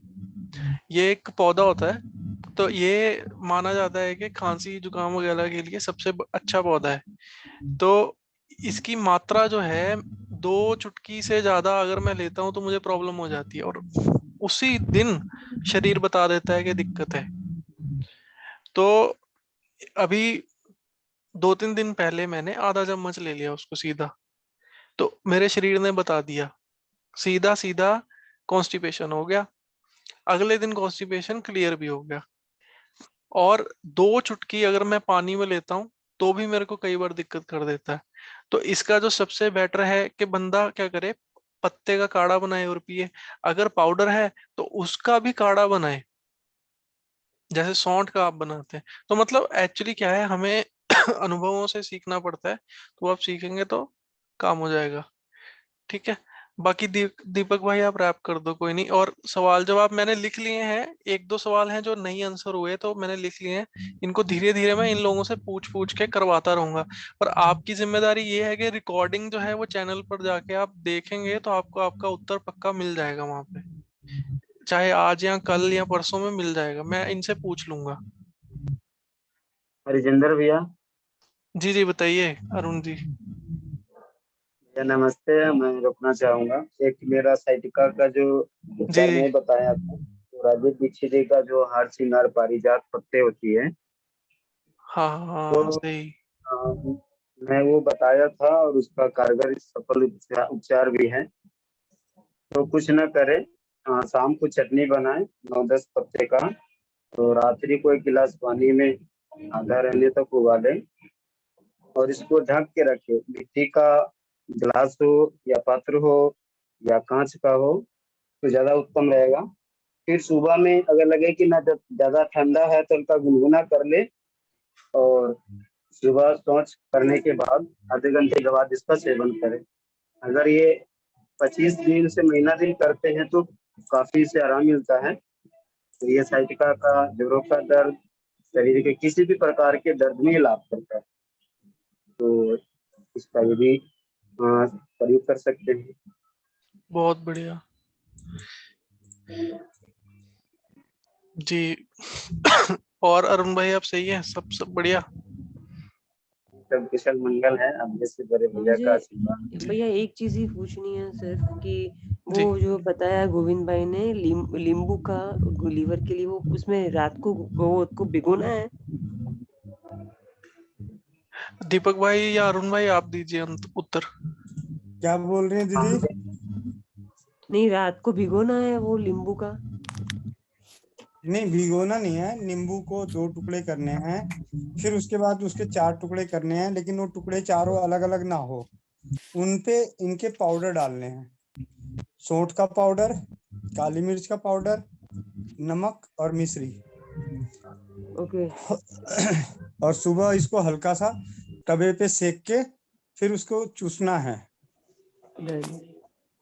ओके, ठीक है, थैंक यू। हाँ, वंदे मातरम। गोविंद भाई जी, 1 बाय 1 करके चूसना सारे? हाँ जी, हाँ जी, इकट्ठे चूस सकते हैं। अगर कोई छोटे बच्चे को देना है तो उसका सारा हाँ। रस निचोड़ के वो दे दें उसको पीने के लिए, थोड़ा थोड़ा करके पी जाएगा। अच्छा, और बड़ा है तो एक एक करके चूसना चालू कर दे, जैसे काली मिर्च का, फिर हाँ, वो शहद चूस का, फिर हाँ फिर उसका हाँ जी, हाँ जी, या नमक का, और चारों फिर इकट्ठे चूस लें, कोई दिक्कत नहीं। चारों इकट्ठे चूस लें। तो इसको प्लीज आप ना पोस्ट बना के अपना व्हाट्सएप स्टेटस पे लगा दीजिएगा, तो जैसे भी होगा तो वहां से पढ़ने में थोड़ा इजी रहेगा, क्योंकि याद नहीं रहता, कई बार लिख तो पाया नहीं। वैसे मीटिंग तो अटेंड कर ही रहा हूँ मैं, कल तो कर नहीं पाता, ऑफिस से लेट हो गया हूँ आजकल, क्योंकि क्लोजिंग के चक्कर में टाइम नहीं मिल पा रहा। 9 साढ़े 9 में तो घर ही आ रहे हैं, 11 बजे। इस ये चक्कर से मैं भी आज हाँ, तो कोई बात नहीं, अच्छा लगा बहुत, आप सभी से बात हुई और लोग भी जुड़े हुए थे, अच्छा ज्ञान मिला, मार्गदर्शन हुआ। जी जी, ठीक है। Closing statement. भैया एक चीज और, वो जो भैया भैया वो बच्चे वाला अनुभव शेयर कर रहे थे, वो भैया ऑनलाइन है या ऑफलाइन हो गए? कोई बात नहीं, वो दीपक भाई ने कहा है उनसे, दीपक भाई कहा हाँ है दीदी, उनसे मैं कि हूँ मतलब ऑनलाइन। recording वो गोविंद भाई ने बोला था। गोविंद भैया, हेलो गोविंद भैया। हाँ जी, हाँ, आपने मतलब 1.5 साल पहले हमारा बात, 2 साल पहले बात हुआ था ना। मेरे भाई के हाँ हाँ, बेटा चल नहीं रहा, बोल नहीं रहा, कुछ अपना एक बिहेवियर अलग एक है तो उसका, तो आपने मुझे एक रीठा, होम्योपैथी, हाँ ब्राइटा रीठा, कार्ब, हाँ रीठा कार्ब और ब्राइटा ब्रायंता कार्ब, दोनों औषधि बोला था, ब्राइटा और सल्फर। हाँ, ब्रायंता का आप और दूसरी कौन सी बोली? रीठा, हाँ जी, रीठा एंड ब्राइटा का सल्फर। सल्फर थी, ब्राइटा कार्ब थी, और एक कलकेरिया फॉस या हाँ, कलकेरिया कार्ब रहा होगा। ठीक है, तो अच्छा। अभी कलकेरिया कार्ब रहा होगा या कलकेरिया फॉस रहा होगा। कल क्लियर कर मुझे दे। भी अब पूरा भैया जैसे आप बता हाँ रहे थे कि डॉक्टर्स को दिखाया, तो आपने न्यूरो वगैरह वाले को भी दिखाया था? हाँ, ये गांव में क्या है दीदी, वो सब पोटेंसी जगह कितनी की थी जाते थे ना मेडिसिन वो की? मेरे भैया।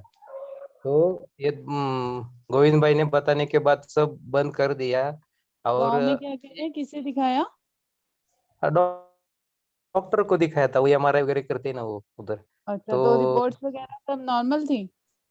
हाँ, सब बोल रहे थे कुछ भी नहीं है। वो बोल रहे थे कि अपना इसका ऐसे ही रहेगा, मतलब बहुत कुछ अच्छा, बोल रहे थे। और हम भी हाँ जी, सोच रहे थे कि ऐसा ही हो, लेकिन अच्छा। 1.5 साल के बाद वो अभी अ, भैया को बताया मैंने, वो चल रहा है अभी। तो लेकिन आप इतना उसके अच्छा साथ साथ मतलब, क्या मालिश वगैरह भी कर रहे हैं, या सिर्फ ये दवाइयां ही दे रहे हैं जो हाँ भैया ने ये बताया? दवाई दी थी, और उस वो क्या, खाने पीने की भी उसकी इच्छा नहीं थी, मतलब हाँ, कुछ पड़ा भूख हुआ नहीं भी लगती खाता थी? नहीं था। भूख नहीं लगती थी ये कह रहे हैं आप? नहीं नहीं नहीं नहीं, वो उसको खिलाना पड़ता था सब पूरा। अच्छा अच्छा। हाँ, फिर अभी है ना वो, मतलब आप अभी जो ट्रीटमेंट दे रहे हैं वो सिर्फ होम्योपैथी दे रहे हैं या मालिश हाँ वगैरह हाँ, भी? कुछ नहीं, अभी मॉलिश भी इतना, उसकी माँ भी उतनी देखभाल नहीं करती थी। लेकिन अच्छा, वो कैसा है, वो थोड़ा नर्वस हो रहे थे ना, मतलब ऐसा हमारे हाँ साथ जी, कैसा हो गया या ऐसा बच्चा हाँ है। जी, वो है तो बच्चे के लिए, हर कोई हाँ, पोजेसिव होता है, हाँ। तो अभी वो अच्छा चल रहा है, बोलने की कोशिश कर रहा है, और हाथ कितने से साल का खाना खा भैया रहा अभी, है। वो कितने साल का है? अभी अभी वो 13 मार्च को वो 5 साल का होगा। मतलब अच्छा, मतलब चलने लगा, लास्ट, बोलने लगा। हाँ अभी लास्ट 6 अप्रैल को चला है पहली बार वो। मतलब भैया हम कोशिश इंटरेक्शन करते थे। करता है, देखता है, बुलाओ तो सुनता है। हाँ अभी सुन रहा है, अभी बोल रहा है वो। उसकी माँ को आवाज देता है, पापा को आवाज देता है, सबको अब पहचान बच्चे को रहे हैं बुलाओ सब। तो सुनता है, वो इंटरेक्शन हो करता है। सुनता है अभी। हाँ उसका वेदांत नाम है, वेदांत बोला तो वो सुनता है अभी। रिएक्ट पहले करता सुनता है। नहीं था, कुछ भी नहीं था कर रहा था। मैं अच्छा, एक नहीं वीडियो नहीं भैया, भेजता हूँ थैंक यू वो सो अभी। मच अपना अनुभव शेयर करने के लिए। भैया इसका नहीं नहीं, वीडियो जरूर डालना विद हाँ मेडिसिन ये कौन। क्या है, मैं थोड़ा अभी बाहर आया हूँ ना, और वो भी उसके मायके गई है तो कोई डिलीवरी के बात लिए नहीं, गई। जैसे ही आपको टाइम मिले। बहुत से बच्चे इस चीज के लिए, पेरेंट्स और बच्चे बहुत सफर कर रहे हैं, मुझे ठीक करना है उनको भैया, ये प्लीज। गोविंद भैया की वजह से हुआ है ये सब मतलब वो तो है, किसी वो तो है ही।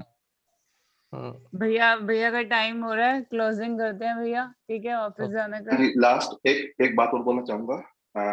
हम लोग जो है फ्री एनर्जी हीलिंग प्रोवाइड करते हैं, तो किसी को भी चाहिए होगा तो जो है जी मैं अपना जो है वेबसाइट का भी नंबर डाल देता हूँ, जी, चैट पे जिससे डाल एनर्जी, दीजिए। हाँ हाँ जी, एनर्जी हीलिंग जो है वो भी बहुत काम करती है, हर चीज में काम करती है।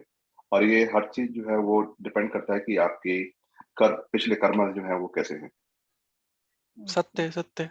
हाँ जी, तो उसमें आपको बताता हूँ, उसमें जो आपको मिल जाएगा आपको जो ना, एक मिनट में डालता हूँ जी, कॉपी करके। जी जी जी। इससे सब फायदा उठा सकते हैं, और जो है इसमें नंबर भी दिए हुए हैं, उन नंबर पे जो है आप मैसेज कर लीजिए, व्हाट्सएप पे भी है, ये हर ग्रुप में है। ये ठीक है ये है ठीक है, आ गई ये आ है गई जी, आ गई। हाँ जी, shivahealers.com जो है ये है।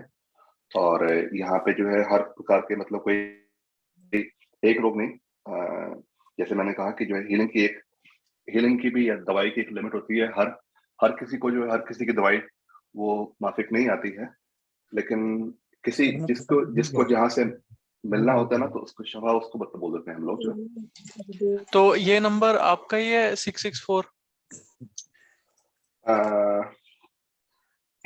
मेरा मेरा नंबर जी, मैं हाँ आप मेरा डाल नंबर जो है दीजिए, डाल मैं, दीजिए। हाँ जी जी, जी बिल्कुल। अ,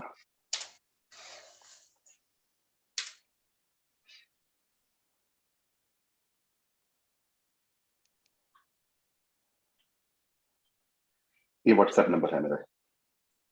ठीक है, समझ गया।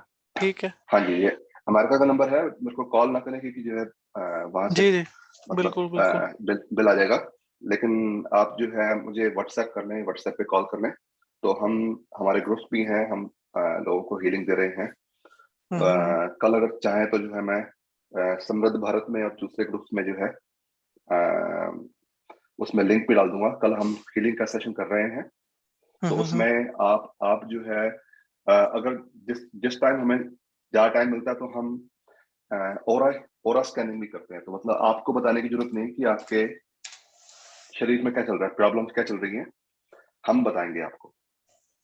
जी मैंने यहाँ पे टेलीग्राम का लिंक डाल दिया है स्वसमृत हाँ जी, परिवार का। वहां पे आप अपनी डिटेल्स या सेशन के लिंक्स आप वहां पे ड्रॉप कर सकते हैं। किसी को भी अटेंड करने हो तो वहां से वो प्लीज अटेंड कर सकते हैं। आप टेलीग्राम से भी जुड़िए सब लोग, क्योंकि आगे आगे हम वॉइस चैट्स वहीं पे करेंगे। जूम पर क्या है कि बहुत सारे वेरियस इश्यूज हैं, जिसकी वजह से मतलब टेलीग्राम ज्यादा अच्छा रहता है। हाँ ये बात सही है, जो टेलीग्राम में कोई जी लिमिटेशन नहीं है, और जो है जोन पे जी लिमिटेशन है ना।